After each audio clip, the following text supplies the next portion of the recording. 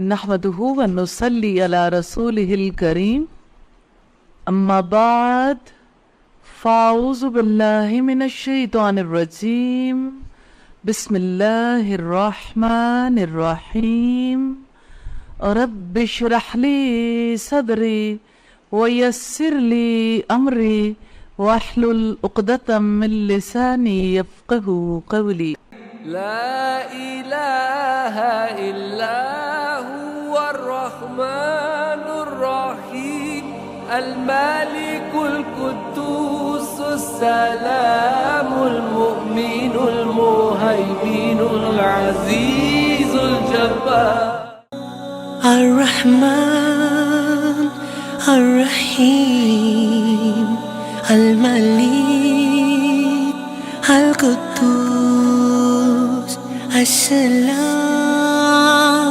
المؤمن المهيمن العزيز الجبار المتكبر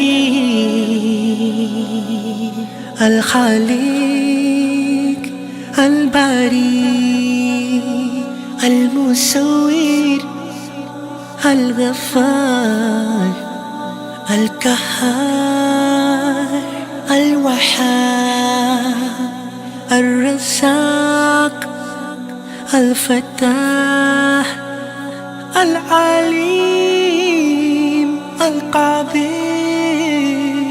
البصير الخافض سبحان الله والحمد لله ولا إله إلا الله.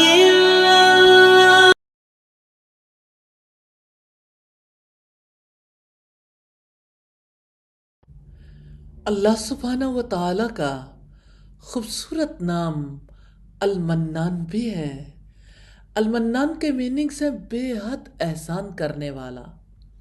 سیدنا انس رضی اللہ تعالی عنہ سے مروی ہے کہ نبی صلی اللہ علیہ وسلم سیدنا ابو عیاش زید بن سامت کے پاس سے گزرے اور وہ نماز ادا کر رہے تھے اور یہ دعا کر رہے تھے، اللہم انی اسألک بأن لک الحمد لا الہ الا انت یا منان یا بدیع السماوات والارض یا ذا الجلال والاکرام۔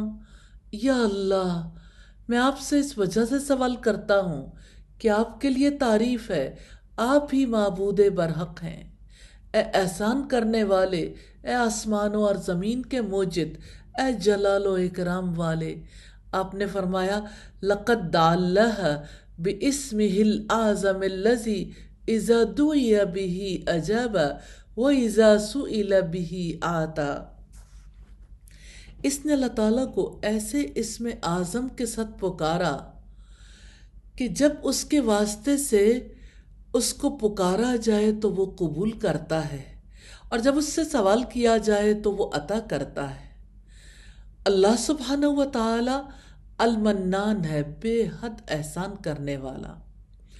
المنان وہ ہے جو مانگنے والے کو سوال کرنے سے پہلے عطا کر دیتا ہے۔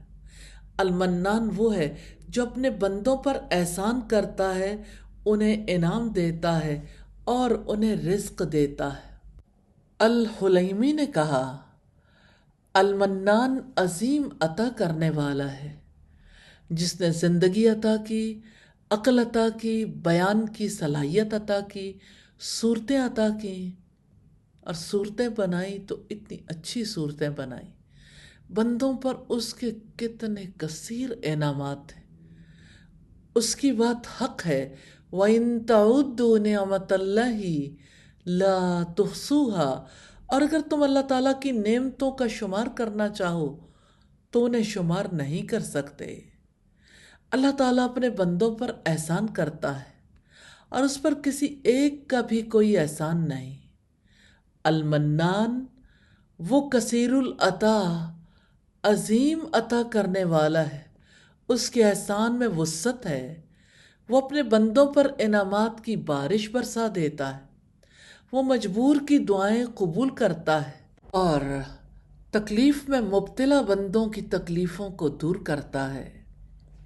المنان وہ ہے جو اپنے بندوں کو انعامات اور احسانات سے اور اپنے اولیاء کو ہدایت، کامیابی اور ایمان سے نوازتا ہے۔ المنان وہ ہے جس نے مسلمانوں پر احسان عظیم کیا۔ المنان وہ ہے جس نے محمد رسول اللہ کو مبعوث کیا۔ المنان وہ ہے جس نے کتاب اور حکمت کی تعلیم دینے کا انتظام کیا۔ المنان وہ ہے جس نے نفوس کا تزکیہ کرنے کا انتظام کیا۔ رب العزت کا فرمان ہے، لَقَدْ مَنَّ اللَّهُ عَلَى الْمُؤْمِنِينَ إِذْ بَعَثَ فِيهِمْ رَسُولًا مِّنْ أَنفُسِهِمْ يَتْلُو عَلَيْهِمْ آيَاتِهِ وَيُزَكِّيهِمْ وَيُعَلِّمُهُمُ الْكِتَابَ وَالْحِكْمَةَ وَإِنْ كَانُوا مِنْ قَبْلُ لَفِي ضَلَالٍ مُّبِينٍ۔ بلا شبہ اللہ تعالیٰ نے ایمان والوں پر یقیناً احسان فرمایا کہ جب انہی میں سے ایک رسول مبعوث فرمایا جو انہیں اللہ تعالیٰ کی آیات پڑھ کر سناتا ہے اور انہیں پاک کرتا ہے اور انہیں کتاب اور حکمت کی تعلیم دیتا ہے، حالانکہ بلا شبہ اس سے پہلے وہ یقیناً کھلی گمراہی میں تھے۔ المنان وہ ہے جس کے احسانات عظیم ہیں، اور اس کے عظیم احسانات میں سے اس کی ایک خاص ہدایت ہے جس کے ساتھ اپنے بندوں کو وہ دارالسلام کے راستے پر چلاتا ہے، انہیں گناہوں سے بچاتا ہے، ایمان کو ان کے دلوں میں زینت دیتا ہے اور محبوب کر دیتا ہے، اور انہیں کفر، فسق اور نافرمانی سے نفرت دلاتا ہے، انہیں ہدایت یافتہ بناتا ہے، ان کے دلوں میں ایمان لکھ دیتا ہے اور اپنی جناب سے ایک روح کے ساتھ انہیں قوت دیتا ہے اور انہیں اپنی رضامندی کی منزلوں تک پہنچاتا ہے۔ المنان سے کیسا تعلق قائم کریں؟ المنان پر ایمان لانے کا تقاضا ہے کہ اللہ تعالیٰ سے محبت کی جائے اور اس کے ان عظیم احسانات پر اس کی حمد و ثنا بیان کی جائے جنہیں شمار نہیں کیا جا سکتا، اور جن میں سب سے بڑا احسان ہدایت اور ایمان عطا کرنا ہے۔ المنان پر ایمان لانے کا تقاضا یہ بھی ہے کہ ہم یہ اعتراف کریں کہ ہمارا نفس کتنا کمزور اور ناقص ہے۔ اگر ہمیں ایک لمحے کے لیے بھی ہمارے نفس کے حوالے کر دیا جائے تو ہم ہلاک اور برباد ہو جائیں۔ یہ تو اللہ تعالیٰ کی طرف سے ہمیں دی ہوئی توفیق اور ہم پر احسان ہے کہ جس نے ہمیں قائم رکھا ہوا ہے۔ وہ ہماری حفاظت کرتا ہے اور ہمارے لیے ہمارے کاموں کو آسان کر دیتا ہے۔ اور جب ہم یہ شعور رکھیں گے کہ ہماری زندگیاں المنان کے احسانات سے چل رہی ہیں تو پھر ہم اسباب پر بھروسہ نہیں رکھیں گے، کیونکہ ہمیں یہ یقین ہوگا کہ اگر اللہ تعالیٰ کا احسان نہ ہو، اس کی اجازت نہ ہو، تو یہ اسباب ہمیں کچھ بھی فائدہ نہیں پہنچا سکتے۔ ہر خیر عطا کرنے والا تو اللہ تعالیٰ ہی ہے، وہی مسبب الاسباب ہے، لہذا اسی پر توکل کرنا ہے۔ المنان پر ایمان لانے کا تقاضا یہ بھی ہے مخلوق پر احسان جتانے سے بچا جائے، کیونکہ اللہ سبحانہ و تعالیٰ ہی حقیقی احسان کرنے والا ہے۔ اپنے بندوں پر سارے احسانات اسی کے ہیں۔ اللہ تعالیٰ اور اس کے رسول نے دے کر احسان جتلانے اور فقراء کو تکلیف دینے سے منع کیا ہے، جیسا کہ فرمایا، یا ایھا الذین آمنوا لا تبطلوا صدقاتکم بالمن والأذی کالذی ينفق مالہ رئاء الناس ولا یؤمن باللہ والیوم الآخر۔ اے لوگو جو ایمان لائے ہو، اپنے صدقات احسان جتلانے اور تکلیف پہنچانے سے ضائع نہ کرو، اس شخص کی طرح جو اپنا مال لوگوں کو دکھانے کے لیے خرچ کرتا ہے اور وہ اللہ تعالیٰ اور آخرت کے دن پر ایمان نہیں رکھتا، تو اس کی مثال صاف چٹان جیسی ہے جس پر کچھ مٹی ہو، یعنی صاف چٹان جس پر کچھ مٹی ہے، پھر اس پر زوردار بارش پڑے تو اس کو ایک سخت چٹان چھوڑ جائے جو انہوں نے کمایا اس میں سے کسی چیز پر وہ قدرت نہیں رکھیں گے، اور اللہ تعالیٰ کافر لوگوں کو ہدایت نہیں دیتا۔ اور نبی صلی اللہ علیہ وسلم نے فرمایا، ثلاثۃ لا یکلمہم اللہ یوم القیامہ، المنان الذی لا یعطی شیئا الا منہ، والمنفق صلاتہ بالحلف الفاجر، والمسبل ازارہ۔ 3 قسم کے لوگ ہیں قیامت کے دن، اللہ تعالیٰ ان سے بات نہیں کرے گا۔ منان یعنی جو احسان جتلانے کے لیے کسی کو کوئی چیز دیتا ہے، وہ جو جھوٹی قسم کے ذریعے سے اپنے سامان کی مانگ بڑھاتا ہے، اور جو اپنا تہبند ٹخنوں سے نیچے لٹکاتا ہے۔ اللہ تعالیٰ سے دعا ہے ہمیں المنان پر غور و فکر کرنے کی، اور اپنا تعلق اس نام کے واسطے سے اپنے رب سے جوڑنے کی توفیق عطا فرمائے۔ آمین ثم آمین۔ وہ میرا رب تعالی ہے، میرے دائیں میرے بائیں، میرے آگے میرے پیچھے، مجھے محسوس ہوتا ہے کوئی مضبوط حالہ ہے، وہ میرا رب تعالی ہے، وہ میرا رب تعالی ہے، وہ میرا رب تعالی ہے، اسی نے ہی سنبھالا ہے، اسی کے ہاتھ ہے سب کچھ، اسی نے سب کو پالا ہے، کہ مشکل وقت میں ہمت کبھی جو ہار جاتا ہوں، کڑے حالات میں اکثر جو تنہا مار کھاتا ہوں، اٹھا کر ہاتھ جب میں اس کے آگے گڑ گڑاتا ہوں، ملے رستہ بڑے یوں حوصلہ جیسے ہمالا ہے، میرا تعالی ہے، اسی نے ہی سنبھالا ہے، اسی کے ہاتھ ہے سب کچھ، اسی نے سب کو پالا ہے۔ اللہ تعالیٰ سے محبت کرنے والے نیک اعمال میں، نیکیوں میں ہمیشہ زیادہ رغبت رکھتے ہیں، اور اگر کوئی نیکی ضائع ہو جائے تو ان کا دل تکلیف محسوس کرتا ہے، اور وہ اس پر حسرت اور ندامت کا اظہار کرتے ہیں۔ یہ اللہ تعالیٰ کی محبت ہے، جس کی وجہ سے نیکیوں میں سبقت لے جانا محبت کرنے والوں کو سب سے زیادہ محبوب ہوتا ہے۔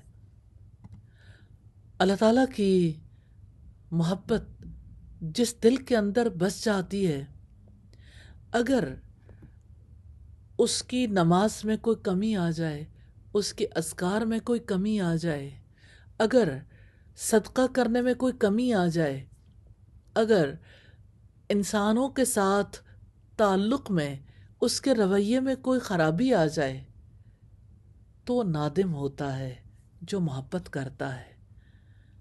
سیدہ عائشہ صدیقہ سے روایت ہے، کہتی ہیں نبی کریم صلی اللہ علیہ وسلم جب بھی کوئی عمل شروع کرتے تو اس کو پابندی کے ساتھ مستقل مزاجی سے کرتے، اور اگر کبھی رات کو نیند کا شکار ہو جاتے، یا بیماری سے دوچار ہو جاتے، یا آپ کی طبیعت ناساز ہوتی، تو دن کو 12 رکعتیں ادا کر کے اس کی تلافی کر لیا کرتے تھے۔ یا اللہ ہمیں بھی نیک اعمال پر استقامت عطا فرمائیے، آمین ثم آمین۔ الہی تیری چوکھٹ پر بھکاری بن کے آیا ہوں، سراپا فقر ہوں، زو ندامت ساتھ لایا ہوں.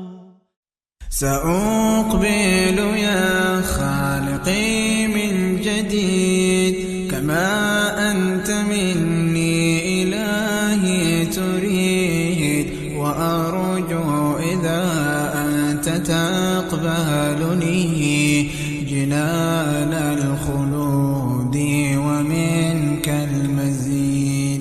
عصيتك ربي فأمهلتني وتسترني رغم أني عنيد لأنك ربي غفور ودود رحيم بكل الورى والعبيد. أتيتك يا خالقي باكيا ودمع الأسى كل حين يزيد فقد قلت في الآي لا تقنطه وإن تعف عني فذا يوم عيد. سأترك يا رب ذنب مضى وأقبل نحو الرضا والنعيم. أحبك ربي وهذا رجاي بأنك تقبلني يا كريم. سأقبل يا خالقي من جديد كما أنت مني إلهي تريد وأرجو إذا أنت تقبلني جنان الخلود ومنك المزيد. عصيتك ربي فأمهلتني وتسترني رغم أني عنيد لأنك ربي غفور ودود رحيم بكل الورى والعبيد. أتيتك يا خالقي باكيا ودمع الأسى كل حين يزيد فقد قلت في الآي لا تقنطوا وإن تعف عني فذا يوم عيد. سأترك يا رب ذنب مضى وأقبل نحو الرضا والنعيم. أحبك ربي وهذا رجاي بأنك تقبلني يا كريم. جہانوں کے بادشاہ کے حضور جانا ہو، اس کی طرف پلٹنا ہو، رجوع کرنا ہو اور انسان کے گناہ اس کے آڑے آ جائیں. کیسی عجیب بات ہے کہ لوگ آج کل گناہوں کو عادات قرار دیتے ہیں کہ فلاں کی بری عادات ہے. اچھا، کچھ لوگ کہتے ہیں کہ ہر ایک کا اپنا اپنا معاملہ ہے اور یہ کہ ہمیں لوگوں کے معاملات میں مداخلت نہیں کرنی چاہیے اور یہ کہ ہماری اپنی لائف ہے، ہم نے جواب دہی کرنی ہے، اس لیے کوئی اس کے بارے میں نہ سوچے، خود بھی سوچنے کے لیے تیار نہیں ہوتے. یاد رکھیے گا، گناہ مہلک ہیں، ہلاک کر دینے والے ہیں. گناہ آپ کی زندگی کو برباد کر رہے ہیں، اس لیے کہ جب بھی کوئی گناہ ہوتا ہے انسان اپنے مولا کی طرف لوٹ نہیں سکتا. مثال کے طور پر دیکھیے، آپ دن میں کسی وقت اللہ تعالیٰ کی رحمت سے نا امید ہو گئے. اب یہ نا امیدی آئی ہے، آپ نے سمجھا اچھا مطلب یہ شاید وقتی بات ہے، یہ تو اندر اندر وائرس کی طرح کام کر رہی ہے. اس کے بعد آپ اپنے رب کی طرف پلٹ کر توبہ کر کے دکھائیں. اسی طرح اللہ تعالیٰ کی ناشکری دن بھر کتنی بار ناشکری ہوتی ہے. جیسے نارملی جب گھر میں گروسری منگوانی ہو یا کچن کے حوالے سے کوئی چیز آنی ہو، اچھا بھائی کیا کیا چیز گھر میں کچھ ہے ہی نہیں، کتنے لوگ ہیں جو گھر میں کچھ ہے ہی نہیں کا شکوہ کرتے ہیں. اس ناشکری کے بعد اللہ تعالیٰ کی طرف کب لوٹیں گے؟ نماز کیسے پڑھیں گے؟ اس کے بعد رب سے توبہ کب کریں گے؟ پھر اب دیکھیے کہ کتنی باتوں میں اللہ تعالیٰ کی ذات پر جھوٹ باندھتے ہیں.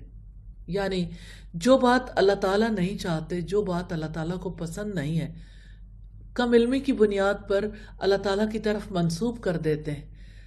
تو یہ اتنا بڑا گناہ ہے جس کے بعد توبہ نہیں ہوتی انسان سے.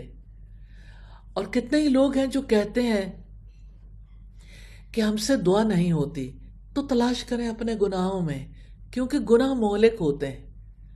تو کون کون سی چیزیں ہیں، کون کون سے گناہ ہیں جو انسان کے راستے کی رکاوٹیں بن گئے ہیں کہ اللہ تعالیٰ کی طرف جانے نہیں دیتے؟ سب سے بڑا گناہ تو اللہ تعالیٰ کے ساتھ شرک کرنا، جس میں غیر اللہ کے نام پر ذبح کرنا، قبر پرستی، ستاروں میں تاثیر کا عقیدہ رکھنا، اللہ تعالیٰ کی حرام کردہ اشیاء کو حلال اور حلال کو حرام ٹھہرانا وغیرہ سب شامل ہیں. اسی طرح جادو اور علم نجوم، کچھ اشیاء میں نفع کی موجودگی کا عقیدہ رکھنا. یقین کریں اگر ہم کسی چیز میں نفع کا عقیدہ رکھ لیں، ہم اللہ کی طرف لوٹ ہی نہیں سکتے. نماز پڑھنے کو جی نہیں چاہتا، نماز میں تاخیر ہو جاتی ہے. اسی طرح قومیت پرستی ہے. اس میں کوئی شک نہیں کہ اللہ تعالیٰ نے انسانوں کو نسلوں، قبیلوں، خاندانوں میں بانٹا ہے، اور جس دھرتی سے انسان تعلق رکھتا ہے، جس قبیلے سے، اس سے قدرتی طور پر محبت ہوتی ہے. اس محبت کی لمٹ ہے. یہ محبت قومیت پرستی تک نہیں آنی چاہیے کہ انسان اپنی قوم پر فخر کرتے ہوئے اپنے دوسروں کے مقابلے میں اپنے آپ کو بہتر جانے. اسی طرح سے نور من نور اللہ کا عقیدہ رکھنا اللہ تعالیٰ کی طرف لوٹنے نہیں دیتا، اللہ تعالیٰ سے توبہ نہیں کرنے دیتا.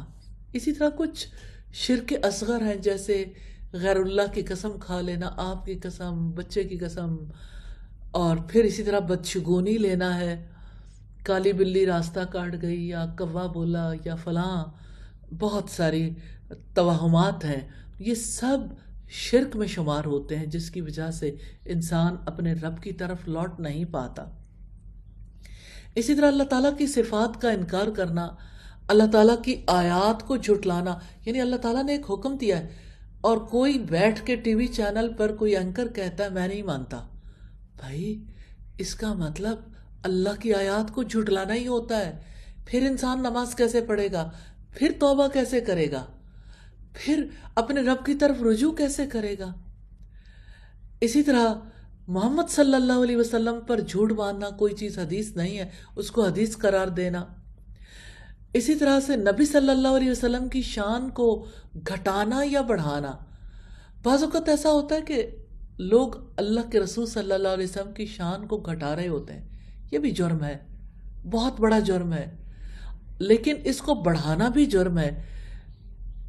کتنے ہی لوگ ہیں جو کہتے ہیں کعبے کا بھی کعبہ، میٹھے نبی کا روزہ.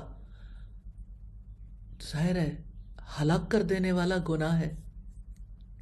اسی طرح نبی صلی اللہ علیہ وسلم کی اطاعت پر تقلید کو ترجیح دینا، یہ اتنا بڑا جرم ہے جس کی وجہ سے انسان رب کی طرف لوٹ نہیں پاتا. اور نبی صلی اللہ علیہ وسلم کو اپنی جان اور مال سے زیادہ محبوب نہ سمجھنا، یہ بہت بڑا گناہ ہے.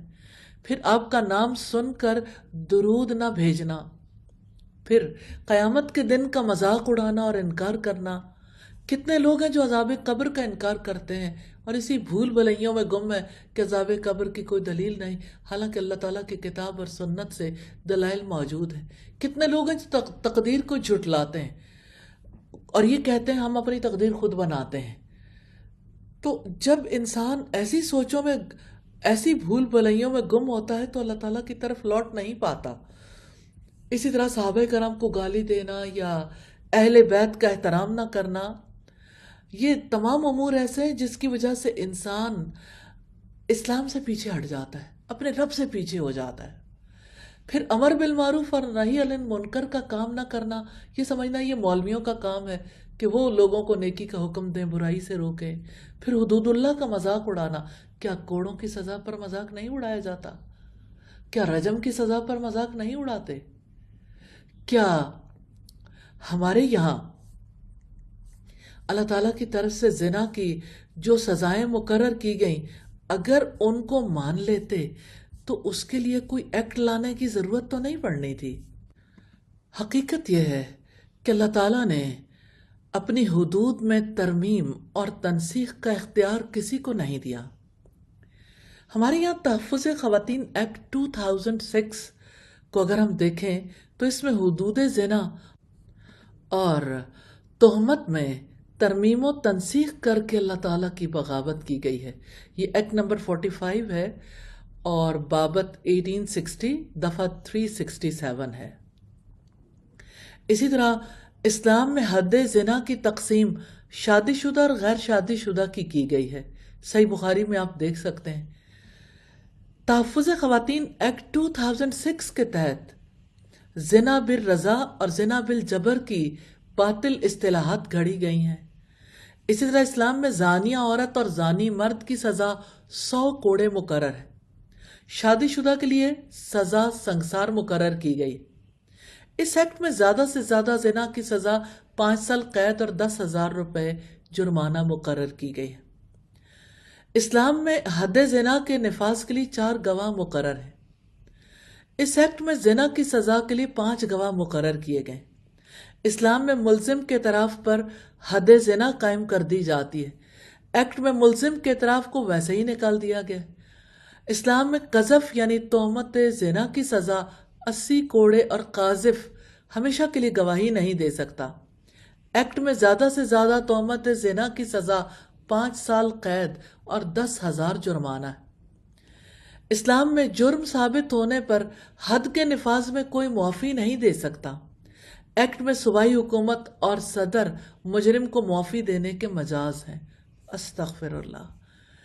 میں نے اس کی تھوڑی سی ڈیٹیل اس لیے آپ کے سامنے رکھی ہے تاکہ یہ پتہ چل جائے کہ ہم بحثیت مجموعی بحثیت قوم کس طرح اللہ تعالیٰ سے دور جا رہے ہیں۔ ہماری سوسائٹی میں جو تبدیلی آ رہی ہے، یعنی نوجوان نسل اللہ تعالیٰ کی طرف رخ نہیں کر پا رہی، تو اس میں ہم سب کا مشترکہ قصور ہے۔ ہم سب کو مل کر اللہ تعالیٰ سے معافی مانگنے کی ضرورت ہے تاکہ ہم اللہ تعالیٰ کی حدود کے معاملے میں جو غلطی اجتماعی طور پر کر چکے، دیکھیے یہ نہیں ہوتا کہ اگر حکومت کسی بل کو منظور کر لے تو عوام بری الذمہ ہے۔ اگر عوام نے اس بارے میں کوئی بات نہیں کی، آواز نہیں اٹھائی، تو عوام بھی جرم میں برابر کے شریک ہیں۔ میں اللہ تعالیٰ سے دعا کرتی ہوں اللہ تعالیٰ ہمیں گناہوں کی ہلاکت خیزیوں کا علم بھی نصیب کرے اور ہمیں ان گناہوں سے بچنے کی توفیق عطا فرمائے اور ہمیں اپنے طرف رجوع کرنے کی توفیق عطا فرمائے۔ آمین ثم آمین۔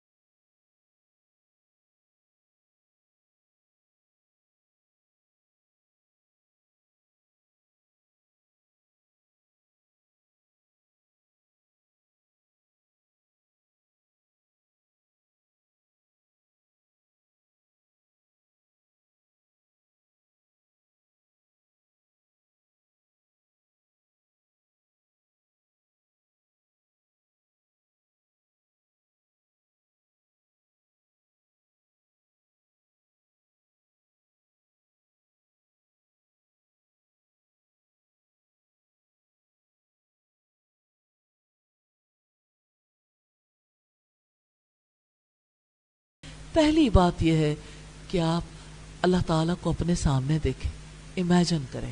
مشکل نہیں ہے. ہر بار نیت کے ساتھ آپ اچھا وضو کریں گے اور آپ اس نیت اور اس ارادے سے نماز کا آغاز کریں گے کہ میں اپنے رب کے حضور حاضر ہو رہی ہوں. اس دن سے پہلے، حاضری کے دن سے پہلے آپ کی کیفیت بدل جائے گی. یہ کیفیت ویسی نہیں رہے گی، ایک جیسی کیفیت نہیں رہتی. جو انسان غور و فکر کرتا ہے اور جو غور و فکر نہیں کرتا، دونوں میں فرق ہے. اب دیکھیں، ایک ہی ماحول میں آپ کے سامنے بھی کھانا پڑا ہے. آپ نے ہو سکتا ہے کوئی بلی پال رکھی ہو یا نہ پالی ہو، ویسے آ گئی، اس کے سامنے بھی کھانا پڑا ہے، ایک پرندے کے سامنے بھی. تو اللہ تعالیٰ نے آپ کو اعلیٰ دماغ دیا. اگر آپ بھی نہیں سوچتے، اور بلی کا ہمیں پتہ نہیں ہے، لیکن بلی بھی ویسے نہیں سوچتی، بلی بھی چپ کر کے کھا لیتی ہے، پی لیتی ہے، اور آپ بھی.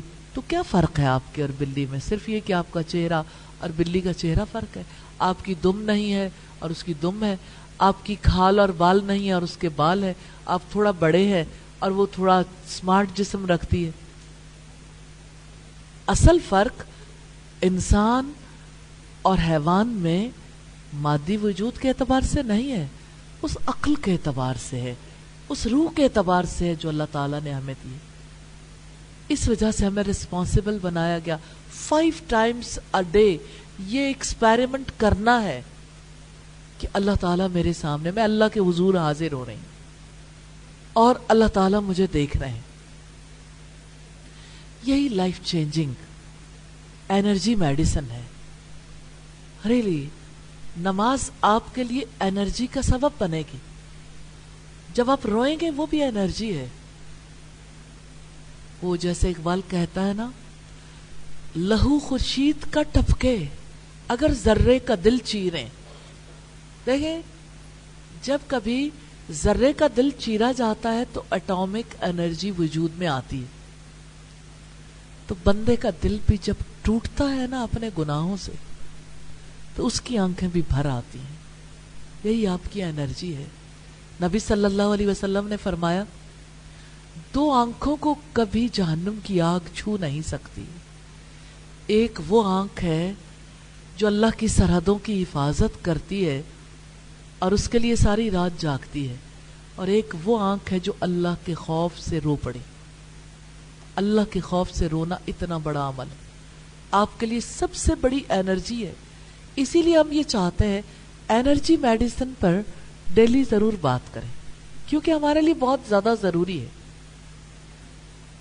اتنا زیادہ اس میڈیسن کے لیے ہم ایفرٹ کریں، سٹرگل کریں کہ بالآخر ہم اس انرجی کے لیے باہر سے کسی میڈیسن کے محتاج نہ رہ جائیں. اندر سے ہی وہ آگ بھڑک اٹھے. آپ کا اندر اتنا زیادہ پاورفل ہو جائے جس کی وجہ سے آپ ویولائز کرنے کے قابل ہو جائے، اور ہر نماز میں ویولائز کریں. نماز بدلتی ہے تو زندگی بدلتی ہے. ہر مومن کے لیے جیسے آپ 3 دفعہ کھانا کھاتے ہیں، چائے پیتے ہیں، 1 دفعہ یا 2 دفعہ مشروبات پیتے ہیں، تو اس لحاظ سے ہمارے ناشتے، لنچ اور ڈنر کے علاوہ کم از کم 2 دفعہ ہم کچھ نہ کچھ ضرور لیتے ہیں، چاہے وہ کھانا نہ ہو، مشروب ہو، پینا ہو، اور اس سے بہت زیادہ دفعہ. تو اللہ پاک نے ہماری روح کی انرجی کے لیے 5 times a day یہ میڈیسن رکھی ہے. آپ یہ میڈیسن نہیں لے رہے جیسے لینی چاہیے، کیونکہ میڈیسن کسی وجہ سے اثر انداز ہوتی ہے نا. آپ میڈیسن کو اپنے پاس رکھے ہوئے ہیں، آپ 5 دفعہ اس میڈیسن کو دیکھتے ہیں، آپ 5 مرتبہ اسے لینے کا ارادہ کرتے ہیں، لیکن انرجی نہیں ملتی. کیوں؟ کیونکہ ابھی آپ کی اسپرچول ہیلنگ نہیں ہوئی.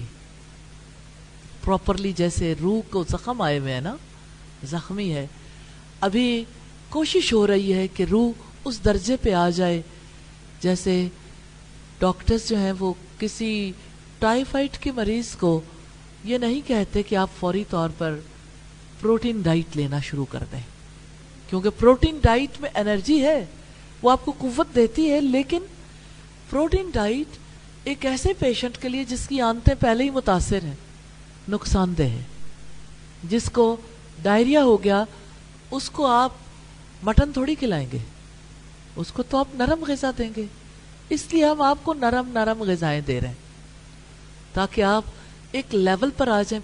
लेकिन अभी आप यकीन की मंजिल से गुजर रहे हैं, अभी आप यकीन करेंगे, बरतना सीखेंगे, फिर बरतने लग जाएंगे, फिर आपके अंदर एनर्जी पैदा होगी इंशाअल्लाह। याद रखिएगा, नमाज आपके लिए एनर्जी मेडिसिन है, इससे बड़ी दुनिया में कोई मेडिसिन नहीं, कोई मेडिसिन नहीं है।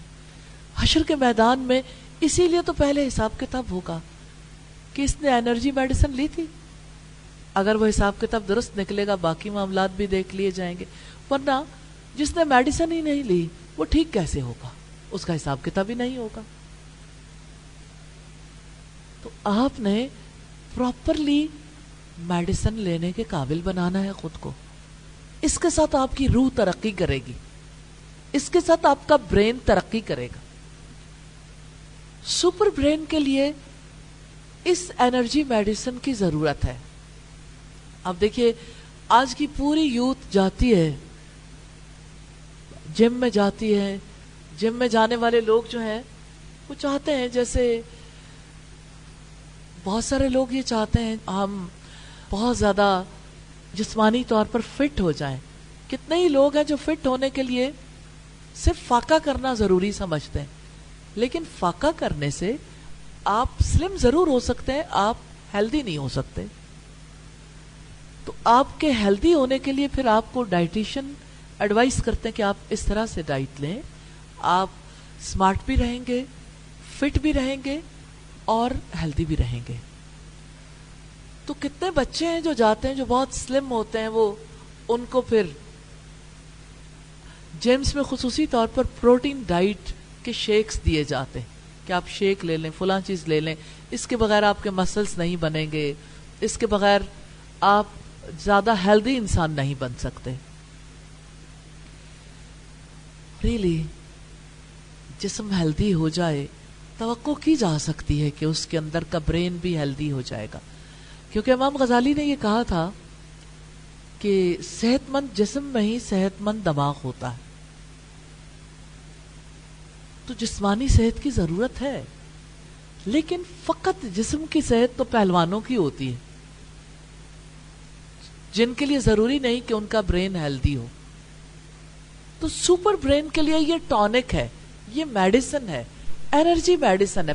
पहले आप इसकी हकीकत को समझिए कि इसने आपके अंदर जाके इनकलाब कितना बड़ा लाना।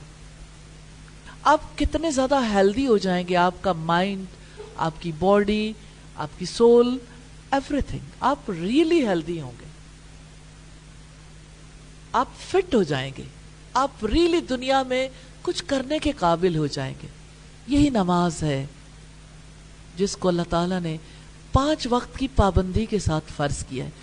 इन्न सलाता कानत अलल मुमिनीना किताबम मौकूता, यकीनन नमाज मोमिनों पर वक्त की पाबंदी के साथ फर्ज की गई।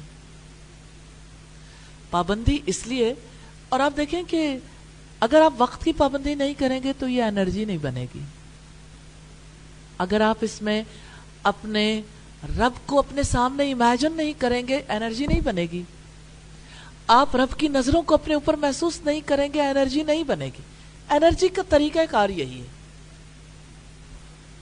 वरना अगर आप वक्त पे नमाज नहीं पढ़ते, पंजाबी में कहते हैं वेले दी नमाज ते कोयले दियां टकरा, तो आप टकरे शकरे मार लेंगे। तो आप मुझे ये बताएं, आप 5 वक्त इस सतून को टक्कर मार लें, तो टक्कर मारने से क्या होगा? आपका अपना दिमाग ही नरम पड़ जाएगा, आपके सर को तकलीफ होगी, आपकी बॉडी भी तकलीफ में आएगी। तो कहीं ऐसा तो नहीं कि नमाजें एनर्जी देने की बजाय तकलीफ का सबब बनी हुई हो? انشاءاللہ تعالی ہم اس سلسلے میں کوشش کریں گے کہ ہم آپ کو ہیلدی ڈائٹ پر بھی لے آئیں. لانا ہے ہمیں انشاءاللہ آپ کا ڈائٹ پلان اکارڈنگلی. اور اسی طرح سے آپ کے لیے ہم ایسا پلان بھی بنائیں گے کہ آپ واک بھی ضرور کریں اور آپ اپنی صحت کا باقی لحاظ سے بھی خیال رکھیں. تو ہم آپ کی صحت کو تھوڑا متاثر دیکھیں گے تو ہم آپ کا چیک اپ بھی کروائیں گے انشاءاللہ, اور آپ کو اس کے مطابق پھر ڈائٹ پلان دیں گے تاکہ آپ یہاں سے جب فری ہوں گے نا اس کورس کے بعد تو آپ فزیکلی بھی آپ کی ہیلتھ امپروو ہو رہی ہوگی, مینٹلی بھی آپ گرو کر رہے ہوں گے. سپر برین, ایک ہیلدی مائنڈ, ہیلدی باڈی اور ہیلدی سول کا نمائندہ ہوتا ہے, اس کو ظاہر کرتا. تو آپ تھوڑا سا تعاون کیجئے, آپ امیجن کرنا سیکھیے. اللہ کے رسول کی صرف وصیت نہیں ہے, حکم ہے. حکم کو ماننا فرض ہے. فقہ کا اصول ہے الامر یفید الوجوب.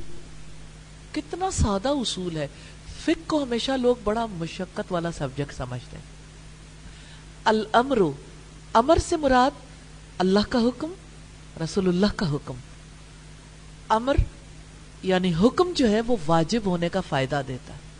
جس چیز کا حکم دے دیا گیا وہ واجب ہے, لازم ہے, فرض ہے, اس کی جواب دہی کرنی ہوگی, اس کی اکاؤنٹیبلٹی ہوگی, حساب ہوگا. You have to imagine, you have to imagine. Imagine کریں گے کہ میں اللہ تعالیٰ کے سامنے ہوں, اللہ تعالیٰ میرے سامنے اور اللہ تعالیٰ مجھے دیکھتے ہیں ہر نماز پر. تو دیکھیں پھر حساب کتاب رکھنا چاہیے نا. اپنے پاس ایک چھوٹا سا چارٹ بنا لیں ہر نماز کا. چارٹ بنا کے یہ دیکھیں کتنا امیجن کیا. جتنا امیجن کیا ہے جتنے پرسنٹ, اتنا پرسنٹ وائٹ رہنے دیں, باقی کو بلیک کر دیں. آپ کی نماز کی کیفیت آپ کو پتہ چل جائے گی. کیونکہ آپ کو انرجی ملے گی تو انشاءاللہ اتنا حصہ آپ نماز سے فائدہ اٹھانے کے قابل ہوں گے. پھر فجر, ظہر, عصر, مغرب, عشاء, 5 نمازوں کو آپ دیکھیں گے. ایک دن, 2 دن, جیسے آج کیا ڈیٹ ہے, 18 تو 18 جون پہ جا کے آج آپ بنائیں گے, پریکٹس کر لیں. لیکن 19 جون سے آپ شروع کر لیں گے. 19 جون سے لے کے انشاءاللہ تعالی 10 اگست تک آپ ایک پلان بنا لیں گے. ٹھیک, آپ پھر اس کو کمپیریزن کر کے بھی دیکھیں گے. ایک صفحے پر آپ کے 2 حصے ہو سکتے ہیں. 19 جون سے آپ نے شروع کیا, 5 کالمز بنائے, پھر اگلے کالمز آ گئے, پھر اگر سامنے والا پیج بھی ہے اس میں بھی کالمز آ گئے تو آپ کی ساری ڈیٹس مکمل ہو جائیں گے. آپ 2 صفحوں پر مشتمل یا ایک بڑا صفحہ جو ہے وہ آپ کے لیے کافی ہوگا. سامنے اپنا چارٹ لگا لیں اور ہر بار, ظاہر ہے کہ اس کے لیے آپ کا تعاون چاہیے نا, یہ آپ کی زندگی ہے. اپنی زندگی کے لیے اتنی محنت تو آپ کریں گے نا. تو آپ میں سے کچھ لوگ ہیں جو پیار سے مانیں گے اور کچھ لوگ ہیں جو پیار سے نہیں, تو ظاہر ہے دوسرا راستہ بھی اختیار کرنا پڑے گا. تو کتنے لوگ ہیں جو پیار سے ماننے کے لیے تیار ہیں, پیار سے, محبت سے. محبت فاتح عالم, الحمدللہ. کتنے لوگ ہیں جو پیار سے نہیں مانیں گے کیونکہ ابھی ابھی آپ نے ویولائز نہیں کیا, پیار سے تو نہیں مانا. حالانکہ آپ ویولائز کر سکتے ہیں, کیونکہ اگر آپ پہ ابھی ابھی آپ کو پتا چلے کہ آپ کے پاؤں کے نیچے سانپ آ گیا, تو آپ نے دیکھا نہیں ہے لیکن آپ اس کو امیجن کر کے بھاگ رہے ہیں, آپ وہاں سے ہٹ رہے ہیں. امیجن تو آپ کر سکتے ہیں.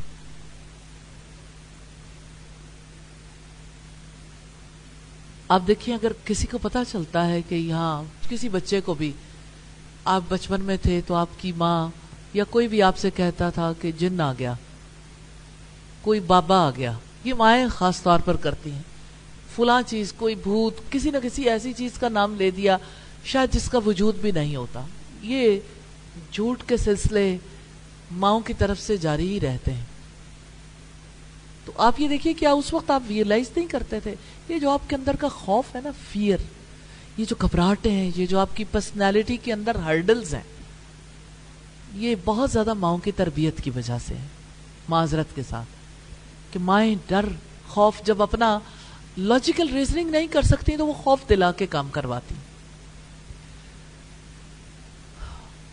تو میں نے تو صرف یہ بات اس لیے کہی ہے کہ یو کین امیجن، آپ امیجن کر سکتے ہیں.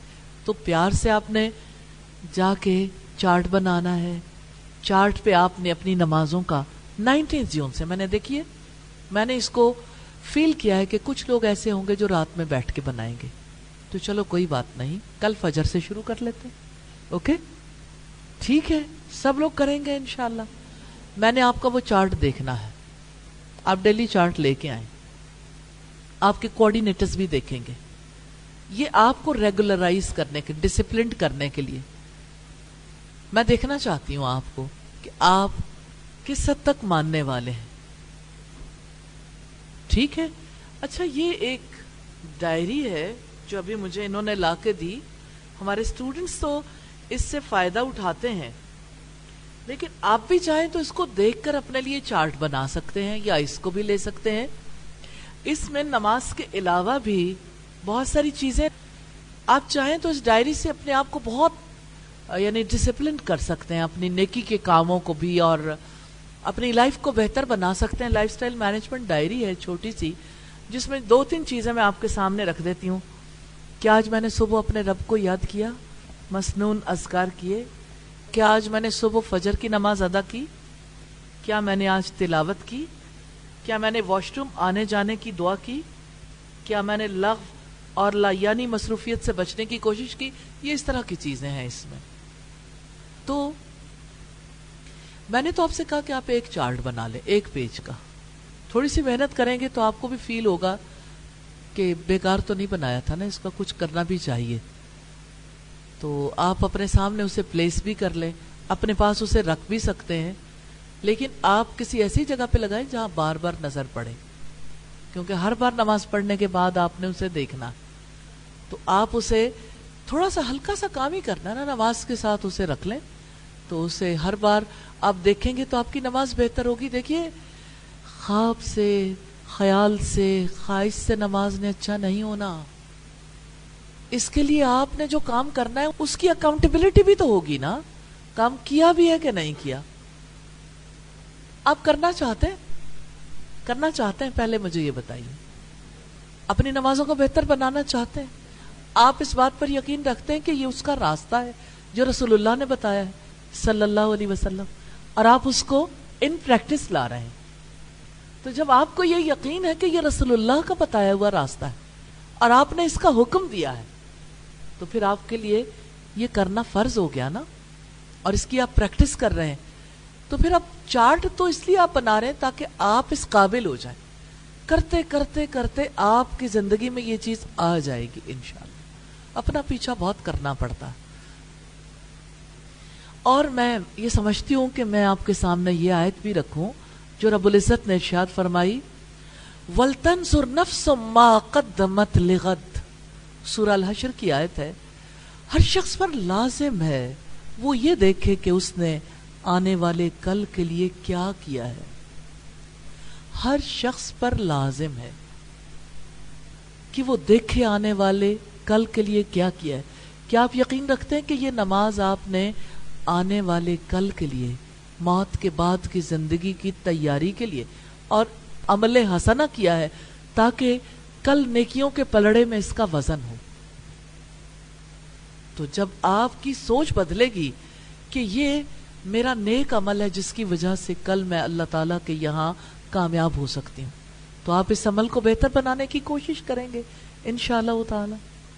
اور میں سمجھتی ہوں کہ اگر آپ سب کی نماز درست ہوگی، میں جو پیچھا کر رہی ہوں اور پیچھا کروانا چاہتی ہوں، تو کس وجہ سے کہ میں یہ سمجھتی ہوں کہ آپ سب نماز ادا کریں گے، آپ کی نمازیں بہتر ہو جائیں گی، آپ کو اجر ملے گا، لیکن انشاءاللہ مجھے بھی اجر ملے گا.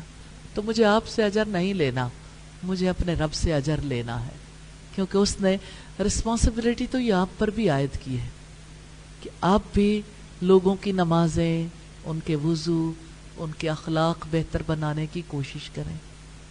تو انشاءاللہ آپ نے بھی یہ رول پلے کرنا انشاءاللہ. تو ہم نے دیکھا کہ نماز کا خشوع یہ وقتی واقعہ نہیں ہے کہ آپ نماز کے دوران خشوع طاری کرنے کی کوشش کر لیں. محنت ہے. اس وقت پہ صرف آپ ویژولائز کریں گے تو آپ کو اپنی غلطی کا احساس ہوگا, غلطیوں کا, 2 نمازوں کے دوران یا زندگی میں جو کچھ کیا ہے وہاں خطا کا احساس ہوگا. آپ رب کے سامنے اپنے گناہوں کی معافی مانگیں گے, آپ رب سے مدد مانگیں گے. کیا اللہ تعالیٰ آپ کی مدد نہیں کرے گا؟ کیا وہ گناہوں سے پاک نہیں کرے گا؟ یہ جو نماز کے بارے میں رب العزت نے فرمایا نا, ان الصلاۃ تنہی عن الفحشاء والمنکر, یقیناً نماز برائی اور بے حیائی سے روکتی ہے. تو اسی طرح سے تو روکتی ہے کہ آپ اپنے رب کو اپنے سامنے دیکھیں یا آپ اس کی نظروں کو اپنے اوپر محسوس کریں. اور کس طرح سے نماز نے روکنا کہ آپ کے اور رب کے درمیان ایک تعلق بن رہا ہے. اس تعلق کی وجہ سے انشاءاللہ تعالی اللہ تعالیٰ کی رحمت ہوگی. اور آپ دیکھیں کہ آپ اپنا پلان بنائیں. اس کے علاوہ بھی اس ہفتے میں نے کم از کم اس درجے تک جانا, اگلے ہفتے میں اتنی چینج آئے گی, اور کمپیٹ کریں ایک دوسرے سے انشاءاللہ تعالی. جب اکٹھے چلیں گے, سب ایک کام کر رہے ہیں, تو آپ دیکھیں آپ لوگوں میں سے بزرگ خواتین بھی ہیں, درمیانے عمر کی خواتین بھی ہیں, ینگ لیڈیز بھی ہیں, اور یوتھ ہے بہت بڑی تعداد میں الحمدللہ, اور بچیاں بھی ہیں. سب ایک برابر ایک ساتھ چلیں گے انشاءاللہ تعالی, اور انشاءاللہ تعالی اللہ تعالی کی رحمت ہوگی. اور یہ یاد رکھیے گا کہ جب آپ زندگی میں اللہ تعالیٰ کے آگے جھکتے رہیں گے, نماز کے علاوہ تو نماز میں بھی جھک جائیں گے, اور اگر آپ نماز کے بعد اللہ تعالیٰ کے آگے نہیں جھکتے تو نماز میں بھی نہیں جھک پائیں گے. اگرچہ آپ کا جسم جھک رہا ہوگا, لیکن آپ کی روح, آپ اصل میں نہیں جھک رہے ہوں گے. آپ کی جو اندر کی میں ہے نا, وہ نہیں جھکے گی. میں ہی کو تو جھکانا مطلوب ہے, انا پرستی نہیں, خدا پرستی. اس اللہ کے آگے جھکنا ہے انشاءاللہ تعالی. جب آپ اپنی زندگی میں خشوع کا تجربہ کریں گے نا, تو انشاءاللہ تعالی آپ نماز میں بھی خشوع کا تجربہ کرنے کے قابل ہو جائیں گے انشاءاللہ. یس بیٹا, آپ کچھ کہنا چاہتے ہیں؟ اصل میں کنفیوز ہوں اس معاملے میں کہ میں نے کوشش کی تھی لیکن مجھے سمجھ نہیں آئی کہ ہم اللہ کو امیجن کیسے کر سکتے ہیں. نماز میں کھڑے ہو کر ہم یہ کیسے سمجھیں کہ ہم اللہ کے سامنے ہیں. ہاں ٹھیک ہے, بہت اچھا سوال ہے, اور بہت سارے لوگوں کی مشکل حل ہوگی. دیکھیے, آپ عبادت کس کی کر رہے ہیں؟ اللہ کے لیے, اللہ تعالیٰ کے لیے. کیا آپ سمجھتے ہیں کہ اللہ تعالیٰ آپ کو دیکھتا ہے؟ بے شک سمجھتے ہیں نا. تو رسول اللہ نے بھی یہی کہا ہے کہ آپ نماز ادا کرتے ہوئے اس بات کو ذہن میں رکھیں کہ اللہ تعالیٰ مجھے دیکھ رہا ہے. اس میں کیا مشکل ہے؟ مشکل نہیں ہے. اب میں پہلی بات آپ سے کر رہی ہوں, کیا مشکل ہے؟ کہنے میں نہیں ہے, لیکن میں نے کوشش محنت کرنی پڑتی ہے, بار بار سوچ میں لانا پڑتا ہے. یہ بھی تب ہوگا جب آپ اپنے عام معاملات میں اللہ تعالیٰ کی نظروں کو اپنے اوپر محسوس کریں گے کہ آپ کسی سے بری بات نہیں کر سکتے. آپ کسی سے بات کرتے ہوئے جب احتیاط کرتے ہیں تو آپ کو خیال کیوں آتا ہے احتیاط کا؟ اس وجہ سے کہ اللہ تعالیٰ کو پتا ہے کہ میں یہ کام کرنے لگی ہوں, تو میں کیا جواب دوں گی. نظروں کو خود پر محسوس کرنا, جیسے کہ آپ نے کہا, وہ نفس مطمئنہ کا لیول ہے. جو اس تک نہیں پہنچا وہ کیسے اس بات کو فیل کرے؟ یہ والے لیول آپ نے خود ہی امیجن کر لیا, نفس مطمئنہ کا لیول ہے. اس کے لیے کوشش تو ہر کوئی کر سکتا ہے نا. دیکھیں, آپ ایک بچے کو اسکول میں داخل کرواتے ہیں, نرسری لیول پہ یا مونٹیسری لیول پہ, بالکل ابتدائی لیول پہ, وہ پلے گروپ میں نرسری میں گیا ہے, اس دن ہم اس سے یہ تو امیجن نہیں کرتے کہ وہ ماسٹرز لیول پہ آ جائے، لیکن نرسری کلاس میں آخر اسے کچھ تو کرنا ہوتا ہے نا. تو ہم بھی یہی چاہتے ہیں کچھ کر لیں. ابھی تو امیجن ہی کرنا ہے نا، ہلکا سا سوچنے کے لیے آپ ایفرٹ کر لیں کہ اللہ تعالیٰ مجھے دیکھتے ہیں. آپ اپنے آپ کو کم از کم یہ میسج ہی دیں، اونچی آواز سے کہہ لیں کہ اللہ تعالیٰ مجھے دیکھ رہے ہیں. ریئلی اگر آپ اپنے آپ کو میسج دیں گے تو آپ کا برین میسج قبول کر لے گا. میں اللہ تعالیٰ کے سامنے ہوں. کیسے ہو سکتا ہے کہ آپ کا برین آپ کی بات کو قبول ہی نہ کرے جبکہ سارا وقت آپ ہی کہتے ہیں اسے؟ تو آپ اپنے آپ کو خود میسج دیں نا. تو اچھا سوال ہے آپ کا، لیکن مجھے امید ہے کہ اس جواب کی وجہ سے ضرور فائدہ ہوگا انشاءاللہ. ایک سوال کتنا زیادہ نفع مند ہوتا ہے سب کے لیے. سوال آدھا علم ہے اگر سوال امپورٹنٹ ہو. الحمدللہ سوال ضرور کیجئے لیکن نفع مند. جی جانتے ہیں سوال کون کرتا ہے؟ جو کچھ کرنا چاہتا ہے اس کے ذہن میں سوال آتا ہے اچھا اب یہ نہیں ہو رہا اب کیسے ہو. تو جو اسٹیٹک ہے نا، جمود کا شکار ہے، اس کے ذہن میں سوال نہیں آتے. اس کا یہ مطلب نہیں ہے کہ جنہوں نے سوال نہیں کیا وہ سب بالکل ٹھیک کر رہے ہیں. اس کا یہ مطلب ہے کہ ایک فرد کو اپنی اتنی فکر لاحق ہوئی، اس نے کہا مجھے طریقہ معلوم کرنا ہے بھائی کہ آخر یہ کیسے ہوگا، شروع کیسے ہوگا. تو ہمیں اس سے بھی پہلے ہم چلے گئے کہ اپنے آپ کو خود میسج دیں تو سب کا فائدہ ہو گیا الحمدللہ. تو جو سوال کرے نا آپ میں سے، اس کا آپ شکریہ بھی ادا کیا کریں کہ آپ کی وجہ سے ہمیں فائدہ ہو گیا. جی آپ کیا کہنا چاہتے ہیں؟ میرے مائنڈ میں یہ بات آتی ہے کہ جب ہم ایگزام دے رہے ہوتے ہیں تب بھی تو ہم ٹیچر سے ڈر کے ادھر ادھر نہیں دیکھتے کہ ہمارے پہ میم کہہ دیں گے کہ ہم کسی سے بات کریں، جیسے پیپر کا ہم کسی سے آنسر تو نہیں دیکھ رہے. تو اللہ تعالیٰ کی طرف بھی جب ہم نماز پڑھ رہے تھے تو اللہ تعالیٰ کی طرف دھیان رکھنا چاہیے کہ اللہ تعالیٰ ہمیں دیکھ رہا ہے. جس طرح پیپر سے ہم ٹیچر سے ڈرتے ہیں تو اللہ سے کیوں نہیں ڈرتے؟ ہم ترجمے پہ فوکس کر کے. تو میرا خیال تو یہ ہے کہ ہم تب بھی اسکول میں جیسے ڈر رہے ہوتے ہیں ایسے اللہ کی تعالیٰ سے ڈریں تو زیادہ. یہ بات بڑی امپورٹنٹ ہے، آپ نے بہت اچھی بات کہی ہے کہ انہوں نے یہ بتایا کہ فائدہ کیا ہے. یہ پش کرنے والی بات ہے نا کہ امیجن کر لیں، کیونکہ جس وقت ہم اللہ تعالیٰ کی نظروں کو اپنے آپ پر محسوس کریں گے تو ہماری نماز درست ہوگی. کیونکہ آپ کی نظریں، سب سے پہلی تو یہ بات ہے کہ نظر جھکتی نہیں ہے، کیونکہ نظریں ادھر ادھر بھٹکتی رہتی ہیں، یا کان ادھر ادھر لگے رہتے ہیں، یا انسان کا دماغ ادھر ادھر لگا رہتا ہے. توجہ میں آپ کی نظریں، توجہ کا روٹ واو جیم ہا ہے. وجہن کا مطلب ہے چہرہ. چہرے میں کان بھی آتے ہیں، برین بھی آتا ہے، اور چہرے میں آپ کی آنکھیں بھی آتی ہیں، آپ کی زبان بھی آتی ہے. زبان سے تو آپ وہی لفظ بول رہے ہیں جو اللہ تعالیٰ چاہتے ہیں، لیکن برین کہیں اور ہے، آپ کی آنکھیں کہیں اور ہیں، کان کہیں اور لگے ہوئے. تو سارے سورسز جس کی وجہ سے آپ کا برین ایک جانب رہنا فوکس، وہ کہیں اڑ گیا پہلے ہی. سارے فیوز تو آپ نے اڑا دیے، آنکھوں کے بھی، کانوں کے بھی، برین کے بھی. تو پھر اللہ تعالیٰ کی طرف توجہ کیسے ہوگی؟ انرجی کیسے آئے گی؟ جی کوشش پوری کرتے ہیں کہ جب نماز کے لیے کھڑے ہوں دھیان پورا رہے. مجھے لگتا ہے کہ سب سے پہلے جائے نماز دھیان کھینچ لیتی ہے.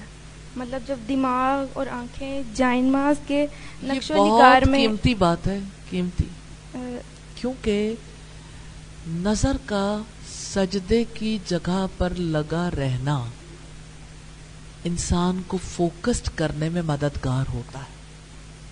بہت خوبصورت تربیت کی محمد رسول اللہ صلی اللہ علیہ وسلم کہ نظروں کو سجدے کی جگہ رکھے. اور یہ تجربے کی باتیں بھی ہیں، لیکن میں سمجھتی ہوں تجربے سے زیادہ نبی صلی اللہ علیہ وسلم کی تلقین، آپ کی تربیت. ان کی نمازیں بھی ایسے ہی درست ہوئی تھی جنہوں نے رسول اللہ سے تربیت پائی تھی کہ نظریں سجدے کی جگہ پہ. بندے کو یہ بات یاد رکھنی چاہیے، اللہ پاک کا یہ حکم ہے وَاسْجُدْ وَاقْتَرِبْ، سجدہ کرو اور قریب ہو جاؤ. تو سجدے کی جگہ نظر رہتی ہے نا تو نظر رب کے قریب ہو جاتی ہے, پھر بھٹکتی نہیں ہے. الحمدللہ, جزاک اللہ خیر.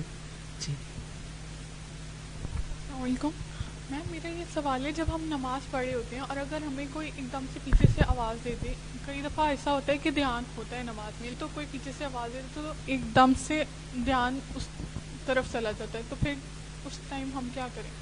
ہاں, یہ بات بڑی امپورٹنٹ ہے کہ آپ کو آواز پڑتی ہے تو آپ کا دھیان ادھر چلا جاتا. اعوذ باللہ پڑھ لیں, اور پھر ادھر سے آگے سے, کیونکہ نبی صلی اللہ علیہ وسلم نے فرمایا شیطان جب آپ کے دل میں کوئی وسوسہ ڈالے نماز کی حالت میں تو 3 دفعہ بائیں طرف تھتھار دے. خواب کے لیے آپ نے کہا کہ 3 دفعہ, پھر نماز کی حالت میں آپ بائیں طرف تھتھار دیں. اعوذ باللہ پڑھ لیں. اللہ کی پناہ میں آئے نا, جب اللہ کی پناہ میں آئیں گے تو انشاءاللہ تعالی اللہ تعالیٰ پناہ دے گا. اچھا, آپ یہ نہ سوچیں کہ ہم نے ایک طریقہ اختیار کر لیا تو بس ایک دفعہ میں آپ نے امیجن کیا تو ٹھیک. پوری نماز کے دوران ایک حالت میں رہنا, نور کے حالے میں, یہ حالہ ہے روشنی کا. اسی طرح سے آپ کا دل منور ہوگا. جی. اور کئی لوگ ایسے, میں نے اپنی فیملی میں کئی لوگوں سے سنے کہ وہ نماز پڑھے ہوتے ہیں, وہ دوسری رکعت میں جا کے بھول جاتے ہیں کہ انہوں نے پہلی رکعت پڑھی تھی. تو وہ ایسا ہو جاتا ہے شیطان کے وسوسے کی وجہ سے. اسی لیے تو سجدہ سہو کا حکم ہے, کیونکہ رسول اللہ بھی بھول گئے تھے اور صحابہ کرام نے سمجھا کہ شاید رکعتوں کی تعداد بدل گئی, لیکن انہوں نے رسول اللہ کو انفارم کیا, آپ نے پھر رکعت کمپلیٹ کر لی. لیکن یہ کسی کے ساتھ کسی وقت بھی ہو سکتا ہے, کیونکہ ہم انسان ہیں نا, ہم آئیڈیل تک پہنچنے کی کوشش ضرور کر سکتے ہیں, لیکن ہائیسٹ لیول پہ جاتے ہوئے بھی کسی کے ساتھ کوئی غلطی ہو سکتی جب تک زندگی ہے. تو اس وجہ سے گھبرانا نہیں ہے. پھر جب بھولنے لگے تو پھر اللہ کو یاد کر لیں, اور پھر یعنی اگر نہیں یاد رہا رکعت کا تو کم, اگر رکعتیں پڑھی ہیں, فرض کریں 2 رکعتیں پڑھی ہیں اور آپ کو لگتا ہے 3 پڑھی ہیں, تو آپ 2 کنسیڈر کر لیں, 1 رکعت اور پڑھ لیں, بعد میں سجدہ سہو ہو جائے گا. ٹھیک ہے جی. میم, کیا ہم آنکھیں بند کر کے نماز پڑھ سکتے ہیں؟ نہیں پڑھ سکتے, آنکھیں بند کر کے نہیں. سجدے والی جگہ پہ آنکھیں, سجدے والی جگہ پہ دیکھنا ہے, کھلی آنکھوں کے ساتھ نماز پڑھنی, کیونکہ آپ آنکھیں بند کریں گے شیطان آپ پہ حملہ آور ہو جائے گا. کھلی آنکھوں کے ساتھ مشکل ہے اس کے لیے, کھلی آنکھوں کے ساتھ نماز ادا کرنی. ویسے تو بندہ جو ہی آنکھیں بند کرتا ہے تو اسے لگتا ہے ارد گرد کے ماحول سے میں بچ گیا, تو ارد گرد کے ماحول سے آنکھیں بند کر کے آپ زیادہ دیر نہیں بچ سکتے, کیونکہ اس کے بعد آپ گئے.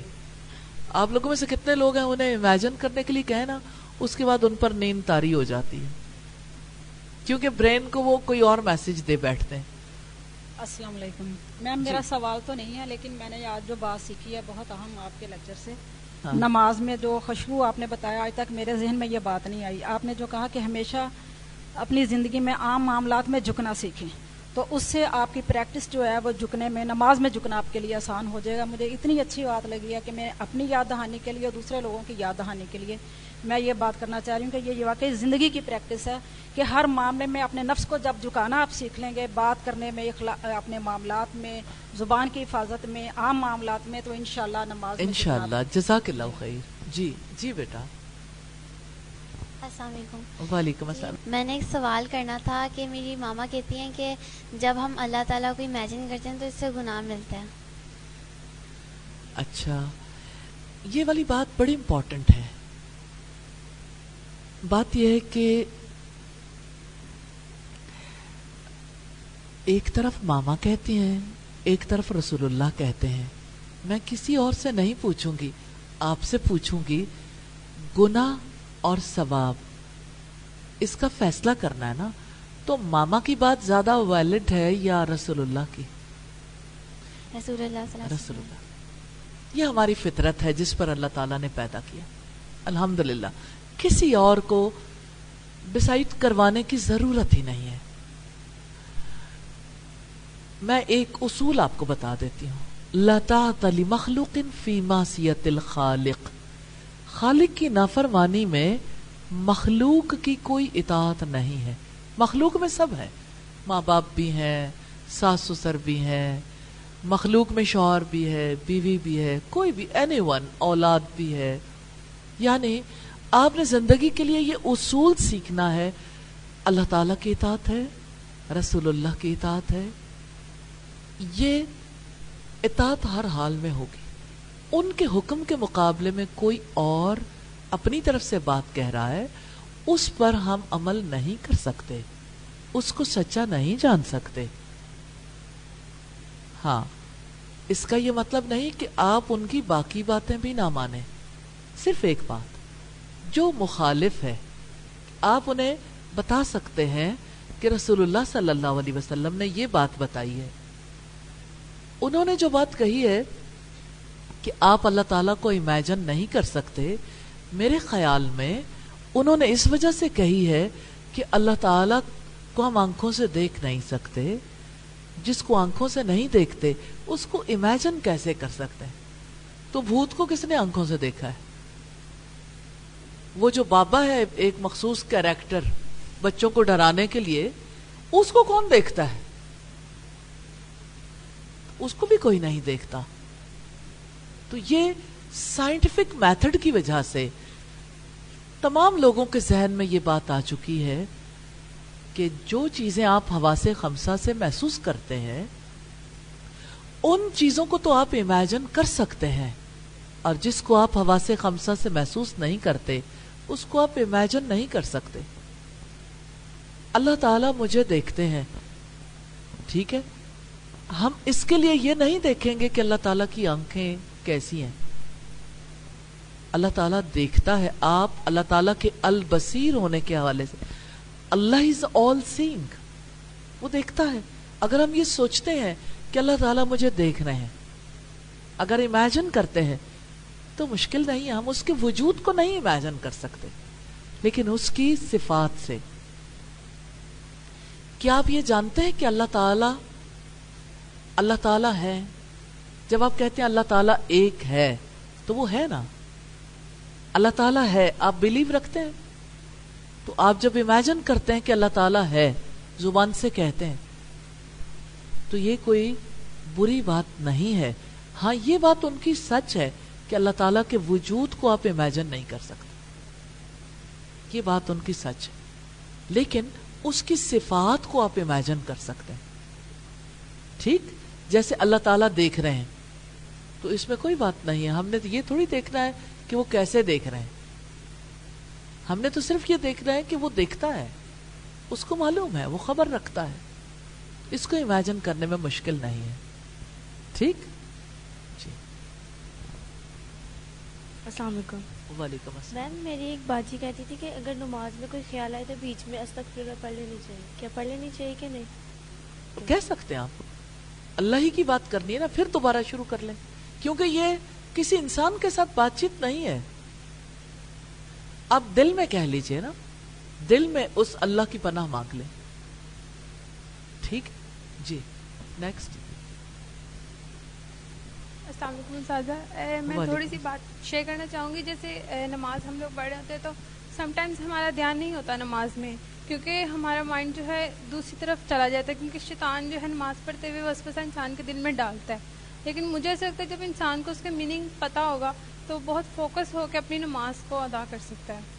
جیسے ہم لوگ سورہ فاتحہ پڑھتے ہیں، جی ٹھیک ہے، اگر اس کا ہم لوگ کو میننگ پتہ ہوگا، اس کا ترجمہ آتا جی ہوگا، ٹھیک ہے، تو ہم لوگ بہت اچھے طریقے سے اپنی نماز. یہ بات بڑی امپورٹنٹ ہے کہ جب آپ سمجھ کر پڑھتے ہیں تو سمجھ کر پڑھنے کی وجہ سے آپ کی کیفیت فرق ہو جاتی ہے، آپ کا نماز میں جی لگتا ہے.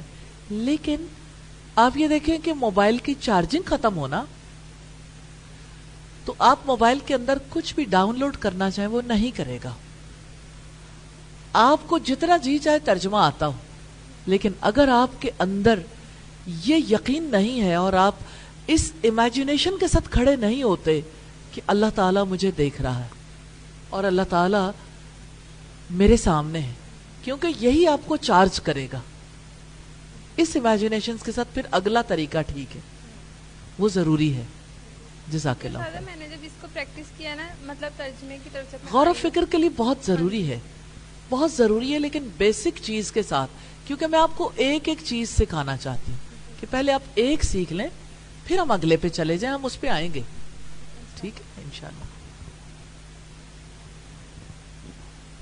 السلام علیکم استاذ. میرا سوال یہ ہے کہ بعض اوقات ہم لوگ اگر کوئی برائی کر رہے ہوں یا گناہ یا جس طرح نماز ہی پڑھ رہے ہوتے ہیں تو ہم اس چیز کو امیجن کر لیتے ہیں کہ اللہ تعالیٰ ہمیں دیکھ رہے ہیں, لیکن اس کے باوجود ہم وہ کام کر جاتے ہیں, تو ایسا کیوں ہوتا ہے؟ تو اس کا مطلب یہ ہے کہ آپ اللہ تعالیٰ کو قوت والا نہیں سمجھتے کہ وہ آپ پر اختیار رکھتا ہے. آپ کو یہ لگتا ہے کہ آپ اس سے بچ جائیں گے, وہ آپ کا کچھ بگاڑ نہیں سکتا, نعوذ باللہ.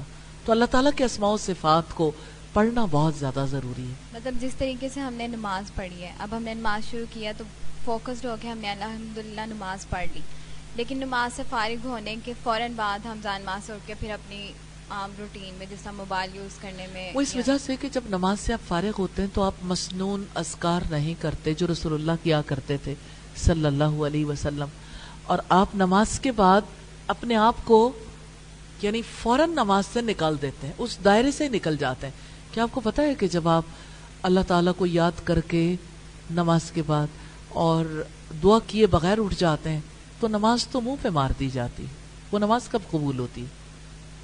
اس لیے اس کا پتہ بھی لگتا ہے نا, بعد میں پھر انسان ویسے ہی کام کرنے لگ جاتا ہے. کبھی ایسا ہو جاتا ہے کہ اچانک کوئی حادثہ ہو گیا, اچانک کو معاملہ ایسا پیش آ گیا, لیکن ساری زندگی ایمرجنسی نافذ کہ جو ہی نماز پڑھی اس کے بعد اللہ کو یاد کیے بغیر اٹھ گئے. تو ایسا نہیں, تھوڑا سا ٹائم ہمارا رہتا ہے اور زیادہ ساری باتیں, تو زیادہ ساری باتیں تو ہم آج نہیں کر سکیں گے, لیکن کوئی چھوٹی سی سٹوری دیکھ لیتے ہیں اور کل ہم پھر زیادہ بات چیت کریں گے انشاءاللہ تعالی پیرنٹس کے حوالے سے. اور ہم چونکہ نماز بڑا فریضہ ہے نا, اس کو درست کیے بغیر آگے گزر جانا درست نہیں ہے, اس لیے ہم انشاءاللہ تعالی ترتیب کے ساتھ ہی انہیں لے کر چلیں گے. میں آج آپ کے سامنے 2 لڑکوں کی سٹوری رکھنا چاہتی ہوں. 2 لڑکے جن کا تعلق بنی اسرائیل سے تھا, دونوں ہی اپنے ماں باپ کے ساتھ ہنسی خوشی زندگی گزار رہے تھے. ایک لڑکا ایسا تھا جس کے ماں باپ فوت ہو گئے, وہ چاہتا تھا کہ میں اپنے چچا کی بیٹی سے شادی کر لوں. چچا کی بیٹی سے محبت کی وجہ سے نہیں, بلکہ اس کی جائیداد پر, چچا کی جائیداد پر قبضہ کرنے کے لیے. آپ کو پتہ ہے لوگ لالچی بھی ہوتے ہیں. پھر یوں ہوا کہ اس نے چچا کے گھر رشتہ بھیجا. چچا کو پتا تھا لڑکا بڑا لالچی ہے, اس نے کہا میں تو اپنی بیٹی کی شادی تم سے نہیں کر سکتا. اس نے بہت کوشش کی, چچا نہیں مانا. اس کے دماغ میں شیطان نے ڈالا چچا کو قتل کر دو, اس کی بیٹی کو پتا ہی نہیں, میں ہی اکیلا وارث ہوں گا. تو اس نے اپنے چچا کو قتل کر دیا. اب چچا کو قتل کر کے بھی وہ ٹھہرا نہیں, کیونکہ کسی کو پتا نہیں چلا کہ اس نے اپنے چچا کو قتل کیا. اس نے شور مچا دیا, اور آپ جانتے ہیں پہلے لوگوں کی دشمنیاں بڑی سخت ہوتی تھی. تو اس نے اپنے مخالف قبیلے والوں پر الزام لگا دیا. الزام یہ لگایا کہ انہوں نے ہمارے چچا کو قتل کر دیا اور ان سے خون بہا کا مطالبہ کر دیا کہ مجھے چچا کی دیت ملنی چاہیے. جب یہ مطالبہ کیا تو قبیلے والوں نے قتل نہیں کیا تھا, انہوں نے کہا جب ہم نے قتل ہی نہیں کیا تو ہم خون بہا کیسے ادا کریں. یہ معاملہ اس قدر زیادہ پوری سوسائٹی میں ہاٹ ایشو بن گیا, اور یہ معاملہ ابھی چل رہا تھا. ہم اس جگہ پر اس لڑکے کو چھوڑ دیتے ہیں جس نے چچا کو قتل کر کے لاش کو مخالف قبیلے والوں کے آگے ڈالا ہوا ہے اور خود خون بہا کا مطالبہ کر رہا ہے لیکن ہم دیکھتے ہیں دوسرا لڑکا وہ اپنے ماں باپ کے ساتھ رہتا تھا, ماں باپ کا بہت خدمت گزار تھا. اس نے اپنی والدہ کی زندگی بھر فرما برداری کی تھی. اس کی ماں نے باپ کے وفات پا جانے کے بعد بیٹے کو بتایا کہ تمہارے ورثے کی ایک ہی گائے ہے جسے ہم نے جنگل میں چھوڑ دیا تھا کہ ہم اسے کھلا پلا نہیں سکتے تھے. تم جاؤ جنگل میں اسے تلاش کرو. ہاں میں نشانی بتا دیتی ہوں کہ جب تم جنگل میں گائے تلاش کرنے کے لیے جاؤ گے تو تم دیکھو گے کہ زرد رنگ کی شعائیں اس سے نکلتی ہیں. جب تمہیں وہ گائے مل جائے تو تم اسے لے آنا, وہی اب ہمارے لیے واحد ذریعہ ہے. تو وہ لڑکا گائے تلاش کرنے کے لیے گیا. اس نے اپنے رب سے دعا کی اور اللہ تعالیٰ نے اس کی مدد کی اور وہ گائے اسے مل گئی. گائے لے کر وہ خوشی خوشی گھر آیا تو اس کی آزمائش بھی ہو گئی. وہ ماں باپ کی فرما برداری کرتا تھا اور اسی چیز کی آزمائش تھی. اسے کسی نے کہا کہ آپ اس گائے کو 10 درہم یا 20 درہم کے عوض ہمیں دے دو. لڑکا چونکہ ماں کی اجازت کے بغیر کوئی کام نہیں کرتا تھا, اس لیے اس نے کہا میں اپنی ماں سے پوچھوں گا. اس نے کہا اگر تم پوچھے بغیر دے دو تو میں تمہیں 20 درہم میں دوں گا. لڑکے نے کہا میں نہیں لیتا, میں نہیں فروخت کروں گا. لڑکا ماں کے پاس آیا. اس نے کہا مجھے تو کہتے ہیں کہ اتنے میں گائے لے لو, کیا میں گائے لے لوں؟ تو ماں نے کہا ابھی نہ بیچو, اتنے میں بیچنا کوئی نفع کا سودا نہیں ہے, اللہ نے تمہیں اس سے بہت نفع دینا. ماں نے دعا دی, اسے برکت کی. پھر اس کے پاس لوگ آئے, یہ فرشتے تھے اصل میں, جو آزمانا چاہتے تھے کہ یہ ماں باپ کا کتنا فرما بردار.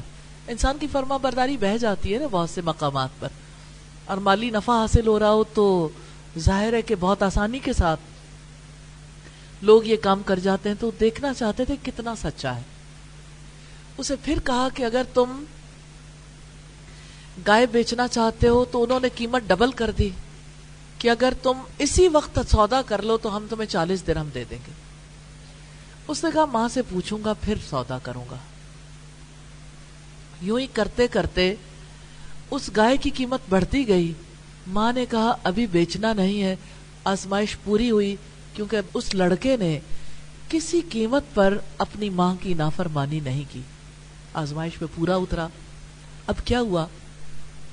دوسری طرف فساد برپا تھا اور اللہ تعالیٰ نے ماں باپ کی فرما برداری کی جزا دینی تھی. فساد یہ برپا تھا کہ اس چچا کی یعنی اس لڑکے کے چچا کی کا قتل کس نے کیا ہے؟ کوئی جواب نہیں ملتا تھا, کوئی سرا ہاتھ نہیں آتا تھا. لوگ حضرت موسیٰ کے پاس پہنچے کہ ہمیں ایک قتل ہو گیا ہے اور اس قتل کا پتہ نہیں چلتا, سراغ نہیں ملتا, آپ ہمیں اس بارے میں بتائیے. تو آپ کو یاد ہوگا اپنے پہلے پارے میں آپ میں سے بہت لوگوں نے پڑھا ہوگا کہ اللہ تعالیٰ نے بنی اسرائیل کو ایک گائے ذبح کرنے کا حکم دیا. تو انہوں نے پوچھا اس کا رنگ کیسا ہو, وہ ہل چلاتی ہو یا نہ چلاتی ہو, وہ پانی نکالنے کے لیے کام کرتی ہو یا نہ کرتی ہو. کرتے کرتے اس قدر انہوں نے اپنے اوپر پابندیاں لگوائیں کہ انہیں بتایا گیا کہ زرد رنگ کی گائے ہو اور اس کا رنگ چمکتا ہوا. اب انہوں نے گائے کی تلاش شروع کر دی. تلاش کرتے کرتے پتا چلا زرد رنگ کی گائے اسی لڑکے کے پاس ہے. وہ لڑکے کے پاس پہنچے, انہوں نے کہا ہمیں گائے دے دو, یہ گائے ہم نے ذبح کرنی ہے. لڑکے نے کہا میں بیچنا ہی نہیں چاہتا. بھاؤ تو کرتے رہے اور لڑکا جو ہے وہ اس کا بھاؤ یعنی وہ بیچنا نہیں چاہتا تھا. اور آپ کو پتا ہے وہ ماں باپ کا فرما بردار تھا. انہوں نے اتنا بھاؤ بڑھایا حتیٰ کہ انہوں نے کہا کہ گائے کو سونے کے عوض تول دیتے ہیں. اس طرح گائے کو سونے کے عوض تولا گیا اور وہ بنی اسرائیل کا سب سے مالدار شخص بن گیا، وہی لڑکا جس نے ماں باپ کی فرما برداری کی تھی. ماں باپ کی فرما برداری کتنا بڑا عمل ہے، یہ چھوٹی چیز نہیں ہے، اور اللہ تعالیٰ اس کی جزا دنیا میں بھی دیتے ہیں، اور نافرمانی کی سزا دنیا میں بھی ملتی ہے، اور ہم اس کے بارے میں انشاءاللہ کل دیکھیں گے. جزا سزا کا اصل قانون تو آخرت میں لاگو ہوگا، لیکن ماں باپ کی نافرمانی ایسی چیز ہے اور فرما برداری اس کی جزا دنیا میں سامنے آتی. پھر ایسا ہوا کہ گائے خریدی گئی، پھر گائے کو ذبح کیا گیا، اس کا ایک ٹکڑا جب مقتول کو لگایا گیا تو وہ اٹھ کھڑا ہوا، اس نے اٹھ کے بتایا کہ مجھے میرے بھتیجے نے قتل کیا ہے، اور پھر وہ لیٹا اور فوت ہو گیا. دنیا میں لالچ کی وجہ سے کسی کو مال نہیں ملتا. یہ جو دنیا کی بھلائیاں ہیں نا، اور دنیا میں مال کا ملنا ہے، یا دنیا میں انسان کو خوشحالی نصیب ہو جائے، یہ سب کچھ برے اعمال کی وجہ سے نہیں ملتا. اس میں بہت بڑی ریزن ماں باپ کی فرما برداری ہے. والدین کی دعا انسان کو کہاں سے کہاں لے جاتی ہے.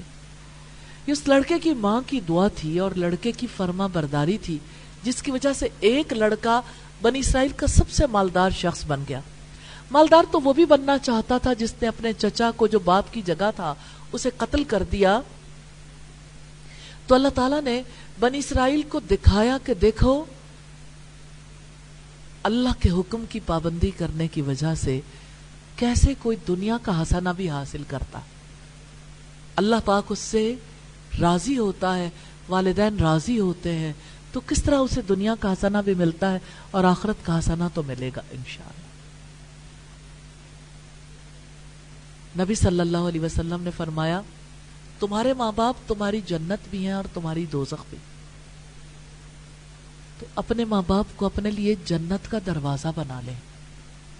اللہ تعالی آپ کو فرما برداری والی زندگی نصیب کرے، آپ کو یہ یقین عطا کرے کہ میری ماں کے پاؤں تلے میری جنت ہے. اپنی ماں کے قدموں تلے اپنی جنت تلاش کرے اور اپنی دنیا کا حسنہ بھی. ماں ایک بار بد دعا دیتی ہے نا تو زندگی بھر کا نفع لٹ جاتا ہے. ماں کی بد دعا سے بچ جائے. اپنے ماں باپ کو اپنے لیے خیر و برکت کے حصول کا ذریعہ سمجھے. وہ آپ کے لیے جنت کا دروازہ ہے اور دنیا کے حسنہ کا دروازہ بھی ہے. اللہ تعالی ہم سب کو سمجھنے کی توفیق عطا فرمائے. کسی نے کہا کہ میرے 3 طرح کے ماں باپ ہیں. ایک وہ ماں باپ ہیں جو مجھے آسمان سے زمین پر لانے کا سبب بنے، یعنی پیدائش کا ذریعہ بنے. دوسرے وہ ماں باپ ہیں جو بیاہ کر لے جاتے ہیں، یعنی ساس سسر. اور تیسرے وہ ہیں جو زمین سے اٹھا کر آسمان تک لے جاتے ہیں، سپر برین بنانے کے لیے کام کرتے ہیں، اعلی اعمال اختیار کرنے کے قابل بناتے ہیں. اپنے والدین کی قدر و منزلت پہچانیے، وہی آپ کے لیے خیر و برکت کا باعث ہیں. اللہ تعالی ہم سب کو توفیق عطا فرمائے.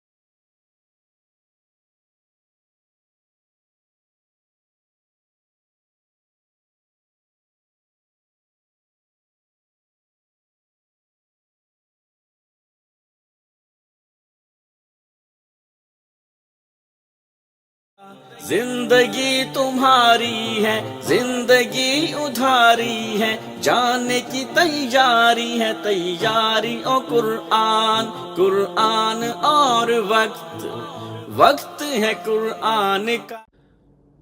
السلام علیکم ورحمۃ اللہ وبرکاتہ، نحمدہ ونصلی علی رسولہ الکریم، اما بعد، فاعوذ باللہ من الشیطان الرجیم، بسم اللہ الرحمن الرحیم، رب اشرح لی صدری ویسر لی امری واحلل عقدۃ من لسانی یفقہوا قولی۔ پارہ نمبر 18 کا رکوع نمبر 9 ہے، ہارٹ ڈیٹاکس آفٹر اسکینڈل ہے۔ The first step never looks dangerous. کبھی آپ نے نوٹس کیا کہ گناہ عموماً سڈن نہیں ہوتا؟ کوئی بھی انسان ایک دن اٹھ کر یہ ڈیسائیڈ نہیں کرتا کہ آج میں اپنی لائف روئن کروں گا۔ اکثر ڈسٹرکشن ایک چھوٹے سے تھاٹ سے شروع ہوتا ہے۔ ایک نیگیٹو تھاٹ، ایک ڈاؤٹ، ایک کمپیریزن، ایک جیلسی، ایک لیٹ نائٹ اسکرول، ایک ہارملیس لکنگ میسج، ایک بس دیکھ لیتے ہیں، ایک بس رپلائی کر دیتی ہوں، ایک بس تھوڑا سا سوچ رہی ہوں، ایک بس کسی سے شیئر کر رہی ہوں، ایک بس دل ہلکا کر رہی ہوں، اور پھر وہ ایک سٹیپ دوسرے سٹیپ میں بدل جاتا ہے۔ تھاٹ سے فیلنگ، فیلنگ سے ازمپشن، ازمپشن سے کنورسیشن، کنورسیشن سے نیریٹو، نیریٹو سے کانفلکٹ، کانفلکٹ سے سن۔ شیطان جمپ نہیں کرواتا، سٹیپ بائی سٹیپ لے جاتا ہے۔ اسی لیے آج کی آیت شروع ہوتی ہے، لا تتبعوا خطوات الشیطان، شیطان کے قدموں کی پیروی نہ کرو۔ اللہ تعالیٰ یہ نہیں فرما رہے کہ صرف بڑے گناہوں سے بچو، اللہ تعالیٰ فرما رہے گناہ کے راستے کے پہلے قدم، پہلے سٹیپ سے بچ جاؤ، کیونکہ جو پہلے قدم پر رک جاتا ہے وہ آخری گناہ سے بچ جاتا ہے۔ پچھلے سیشن میں ہم نے واقعہ عفق پڑھا۔ ہم نے دیکھا کہ ایک ریومر نے مدینہ کی پاک سوسائٹی کو ہلا دیا۔ سید عائشہ رضی اللہ تعالی عنہا ہرٹ ہوئیں، رسول اللہ پریشان رہے، کمیونٹی ٹیسٹ میں آئی، زبانیں چلیں، ازمپشنز پھیلیں، اور پھر اللہ سبحانہ تعالیٰ نے آیات نازل فرما کر پورے ماحول کو پاک کیا۔ اب واقع عفق کے بعد اللہ سبحانہ تعالیٰ صرف یہ نہیں کہتے کہ سکینڈل نہ پھیلاؤ، بلکہ اللہ تعالیٰ دل کی جڑ تک جاتے ہیں، کیونکہ سکینڈل پہلے زبان پر نہیں آتا، پہلے دل میں آتا ہے، دل میں وسوسہ آتا ہے، پھر بدگمانی آتی ہے، پھر تلخی آتی ہے، پھر زبان چلتی ہے، پھر ماحول خراب ہوتا ہے۔ یہ رکوع ہارٹ ڈیٹاکس ہے۔ آیت نمبر 21 ہمیں بتاتی ہے، don't follow the footsteps of شیطان، یا ایھا الذین آمنوا لا تتبعوا خطوات الشیطان ومن یتبع خطوات الشیطان فإنه يأمر بالفحشاء والمنکر ولولا فضل اللہ علیکم ورحمتہ ما زکا منکم من احد ابدا ولکن اللہ یزکی من یشاء واللہ سمیع علیم۔ اے لوگو جو ایمان لائے ہو، تم شیطان کے نقش قدم کی پیروی نہ کرو، اور جو شخص شیطان کے نقش قدم کی پیروی کرے تو بلا شبہ وہ اسے بے حیائی اور برائی کا حکم دے گا۔ اور اگر تم پر اللہ تعالیٰ کا فضل اور اس کی رحمت نہ ہوتی تو تم میں سے کوئی بھی کبھی پاک نہ ہوتا، لیکن اللہ سبحانہ تعالیٰ جس کو چاہتا ہے پاک کرتا ہے، اور اللہ تعالیٰ سب کچھ سننے والا، سب کچھ جاننے والا ہے۔ یہ آیت ہمیں ایک بہت ڈیپ ریالٹی بتاتی ہے، شیطان آپ کا دشمن ہے، لائف کوچ نہیں۔ وہ آپ کو خیر کی طرف نہیں لے جاتا، وہ آپ کو فحشاء اور منکر کی طرف لے جاتا ہے۔ فحشاء بے حیائی، vulgarity, immodesty, dirty thoughts, shameful acts کو کہتے ہیں، اور منکر وہ برائی جسے پاک فطرت ریجیکٹ کرتی ہے۔ لیکن شیطان کا طریقہ بہت سٹل ہے، وہ ڈائریکٹلی نہیں کہتا گناہ کرو، وہ کہتا بس سوچو، بس دیکھو۔ بس سنو، بس ایک بار، بس دل ہلکا کرو، بس جواب دے دو، بس ٹاک کر لو، بس اسکرین شاٹ سیو کر لو، بس کلوز فرینڈ کو بتا دو، بس تھوڑی سی اٹینشن لے لو. یہی خطوات شیطان ہے. شیطان سٹیپ بائی سٹیپ ماڈل. شیطان کا پروسیس کچھ یوں چلتا ہے. پہلا سٹیپ ایک نیگیٹو تھاٹ، اس نے ایسا کیوں کیا. دوسرا سٹیپ بدگمانی، ڈیفینیٹلی اس کی نیت ٹھیک نہیں. تیسرا قدم دل میں تلخی، مجھے اس سے نفرت ہونے لگی ہے. چوتھا قدم کسی سے ذکر، میں بس تم سے شیئر کر رہی ہوں. پانچواں سٹیپ نیریٹو، ایکچولی اس کا مسئلہ ہمیشہ سے یہی ہے. چھٹا سٹیپ گروپ ڈسکشن، سب کو پتہ ہونا چاہیے. ساتواں سٹیپ کیریکٹر اسیسینیشن، وہ ایسی ہی ہے، اور پھر پورا ماحول خراب. یہی سکینڈل کلچر کی روٹ ہے. یو نو ویئر شیطان پلیسز ہز فرسٹ سٹیپ. شیطان کبھی فون فیڈ سے آتا ہے، کبھی ڈی ایم سے، کبھی کمپیریزن سے، کبھی جیلسی سے، کبھی لونلینس سے، کبھی ریجیکشن سے، کبھی ہرٹ سے، کبھی اوور تھنکنگ سے، کبھی آئی ڈیزرو بیٹر سے، کبھی کوئی مجھے سمجھتا ہی نہیں سے، کبھی بس ایک فرینڈ سے بات کر لیتی ہوں سے. ایک گرل سوچتی ہے میں لونلی ہوں، پھر ایک نان محرم میسج کرتا ہے، پھر ایموشنل سپورٹ، پھر سیکرٹ چیٹ، پھر اٹیچمنٹ، پھر گلٹ، پھر ڈسٹنس فرام اللہ سبحانہ و تعالیٰ. ایک اسٹوڈنٹ سوچتے ہے اس ٹیچر کو مجھ سے کوئی پرابلم ہے، پھر بدگمانی، پھر ریزنٹمنٹ، پھر کمپلینٹس، پھر بیک بائٹنگ، پھر گروپ نیگیٹیوٹی. ایک فرینڈ سوچتی ہے اس نے مجھے اگنور کیا، پھر سٹاکنگ، پھر ازمپشنز، پھر کولڈ بیہیویئر، پھر سائلنٹ ٹریٹمنٹ، پھر فرینڈشپ ڈیمیج. ایک پرسن سوچتا ہے مجھے اس کے بارے میں کچھ سسپیشیس لگتا ہے، پھر آبزرویشن، پھر انٹرپریٹیشن، پھر ڈسکشن، پھر ریومر. یہ سب فرسٹ سٹیپس ہیں. ہر وسوسہ انٹرٹین کرنا لائلٹی شفٹ ہے. آپ شیطان کو اتنی سپیس دے رہے ہیں کہ وہ آپ کی ایموشنل ڈائریکشن سیٹ کرے. ویری امپورٹنٹ پوائنٹ، ہر خیال آپ کا نہیں ہوتا. ہر تھاٹ جو دل میں آئے وہ آپ کی ریئلٹی نہیں ہوتی. ہر تھاٹ آپ کا کیریکٹر نہیں ہوتا. ہر تھاٹ کو انٹرٹین کرنا ضروری نہیں ہوتا. کچھ تھاٹس وسوسے ہوتے ہیں، کچھ تھاٹس نفس کی خواہش ہوتے ہیں، کچھ تھاٹس شیطان کی انٹری ہوتے ہیں.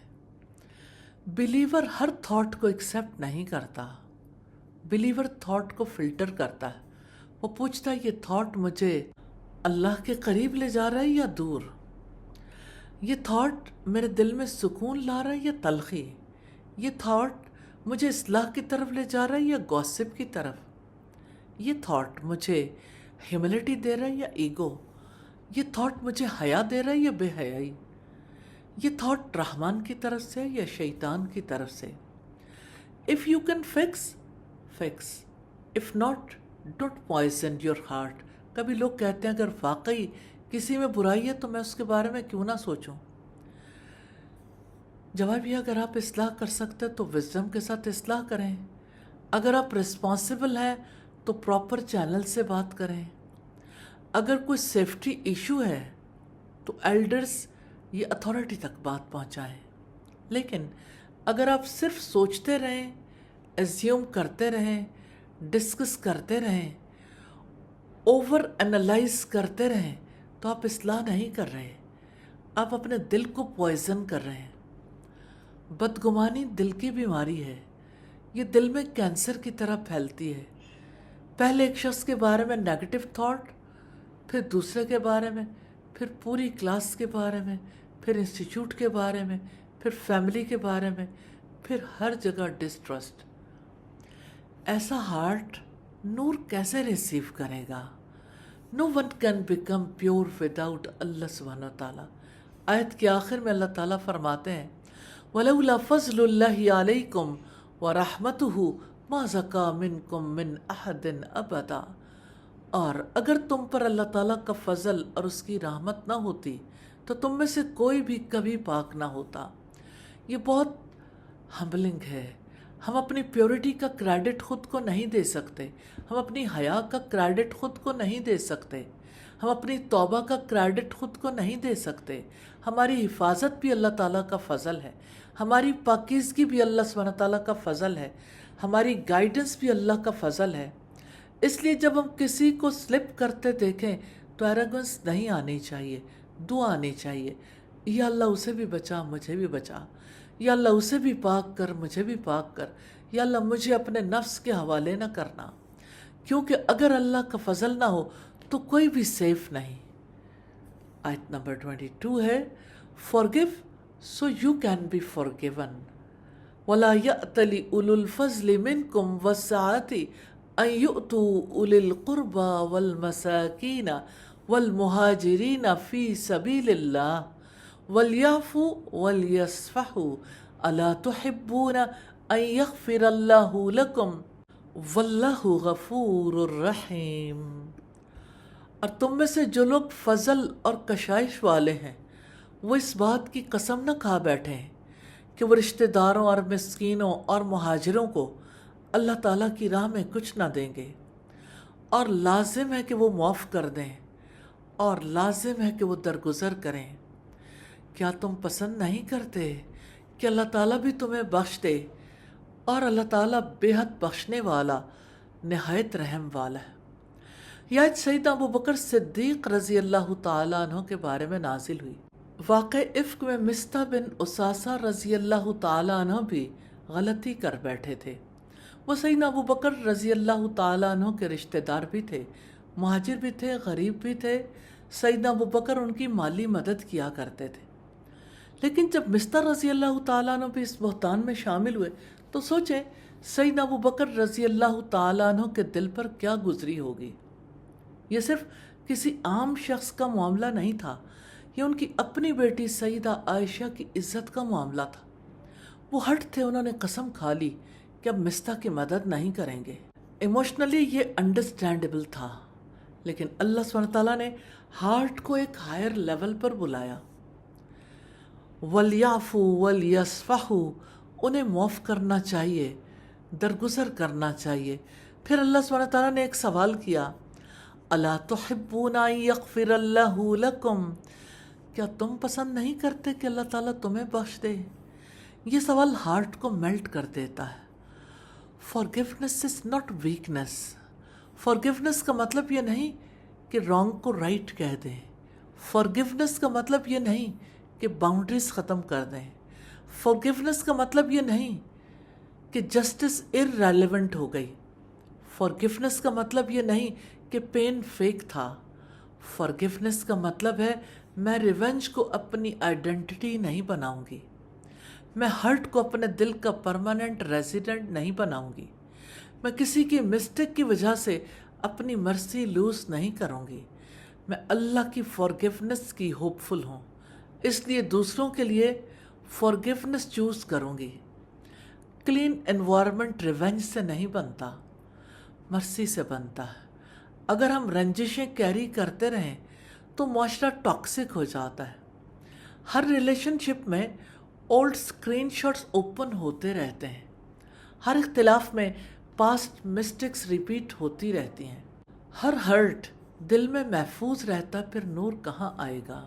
آج کا کلچر بہت جلد کینسل کرتا، کسی نے مسٹیک کی کینسل، کسی نے غلط ورڈ بول دیا کینسل، کسی نے آپ کو ہرٹ کیا بلاک، ایکسپوز، شیم، اسکرین شاٹ، آئسولیٹ۔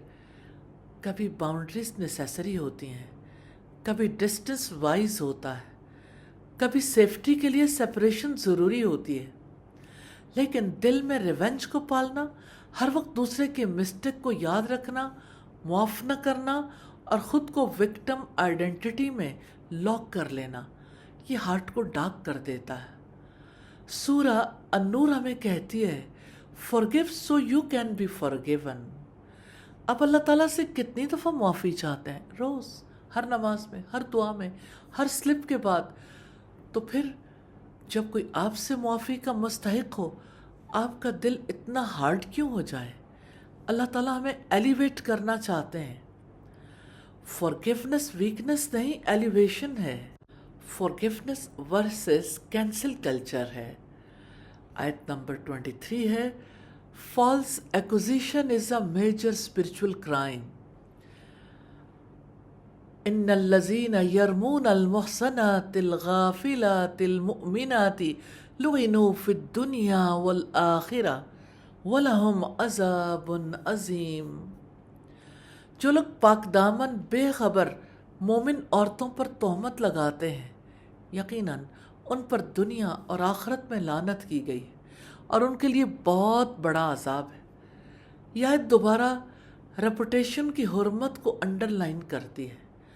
الغافلات یعنی وہ پاک سادہ شریف عورتیں جن کے دل میں ایسی گندگی کا تصور بھی نہیں ہوتا، وہ لوگ جیسی پاک دامن عورتوں پر تہمت لگاتے ہیں، اللہ سبحانہ تعالیٰ فرماتے ہیں دنیا اور آخرت میں ان پر لعنت ہے اور ان کے لیے بہت بڑا عذاب ہے۔ یہ کوئی لائٹ ایشو نہیں، یہ میجر اسپرچل کرائم ہے۔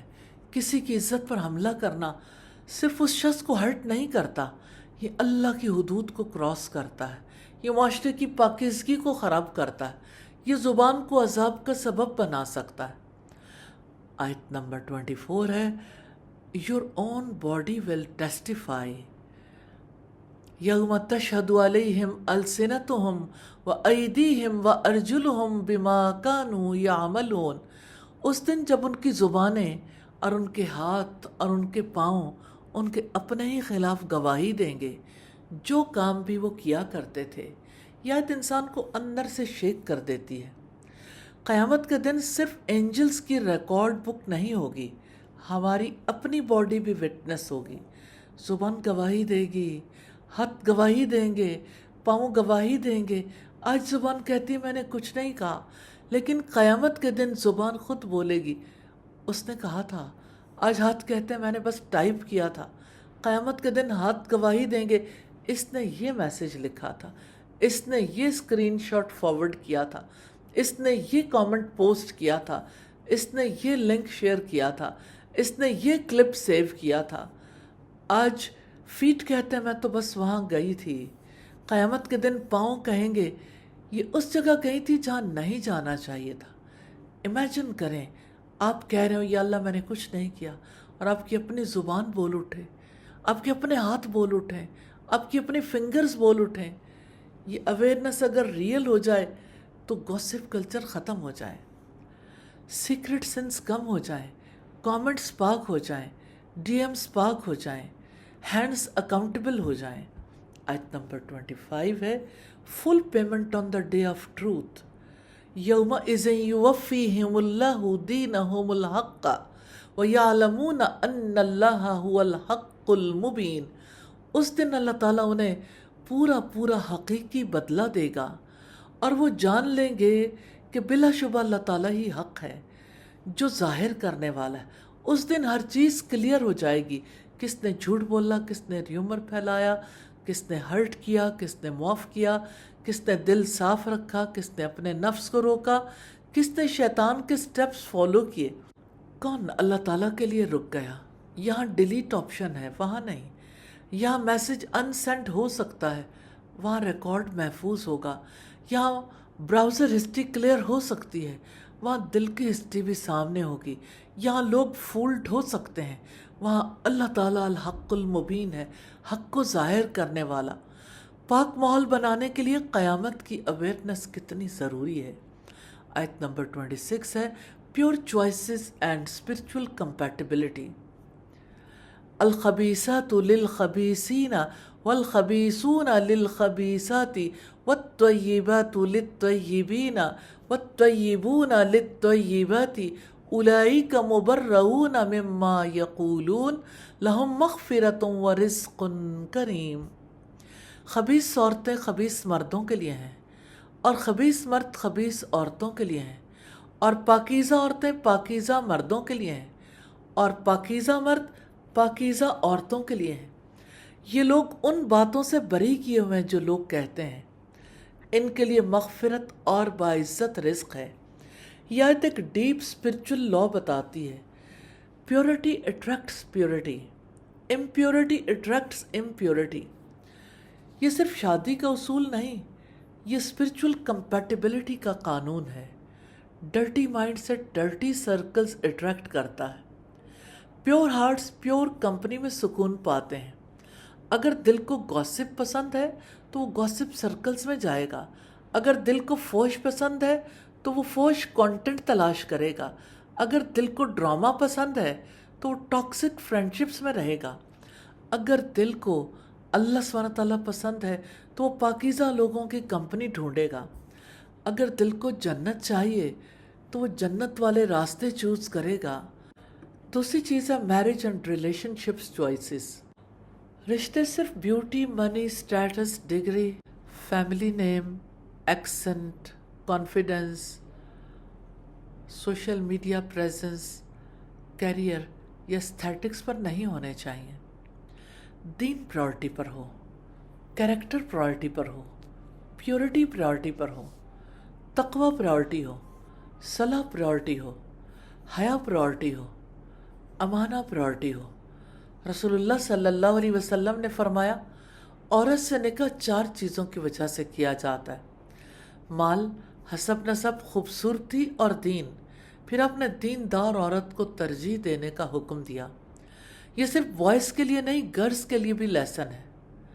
لائف پارٹنر کیوٹ ہونے سے پہلے کانشیس ہونے چاہیے، اٹریکٹیو ہونے سے پہلے اللہ فیئرنگ ہونے چاہیے، کانفیڈنٹ ہونے سے پہلے ٹرسٹ وردی ہونے چاہیے، سکسیسفل ہونے سے پہلے اسپرچولی سیف ہونا چاہیے.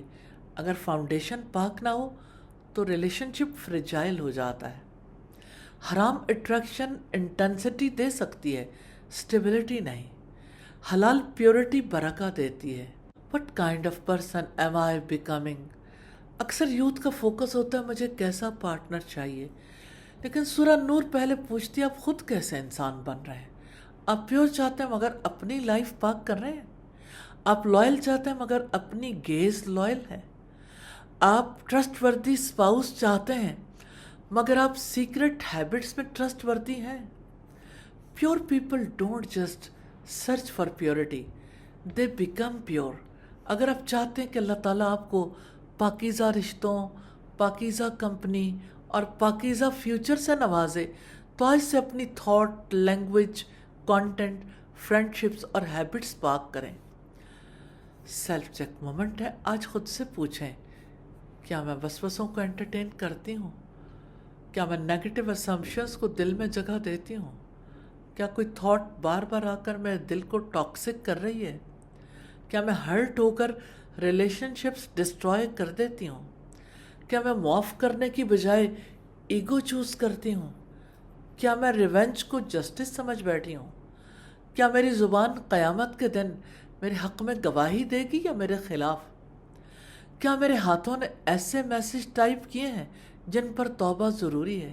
کیا میری ریلیشن شپ چوائسیز میں دین واقعی پرائورٹی ہے؟ کیا میں پیور پرسن چاہتی ہوں مگر خود پیورٹی کے راستے پر چل رہی ہوں؟ پریکٹیکل ایکٹیویٹی ہے مائی فرسٹ اسٹیپ ڈیٹیکٹر. اپنی نوٹ بک میں 3 ہیڈنگز لکھیں.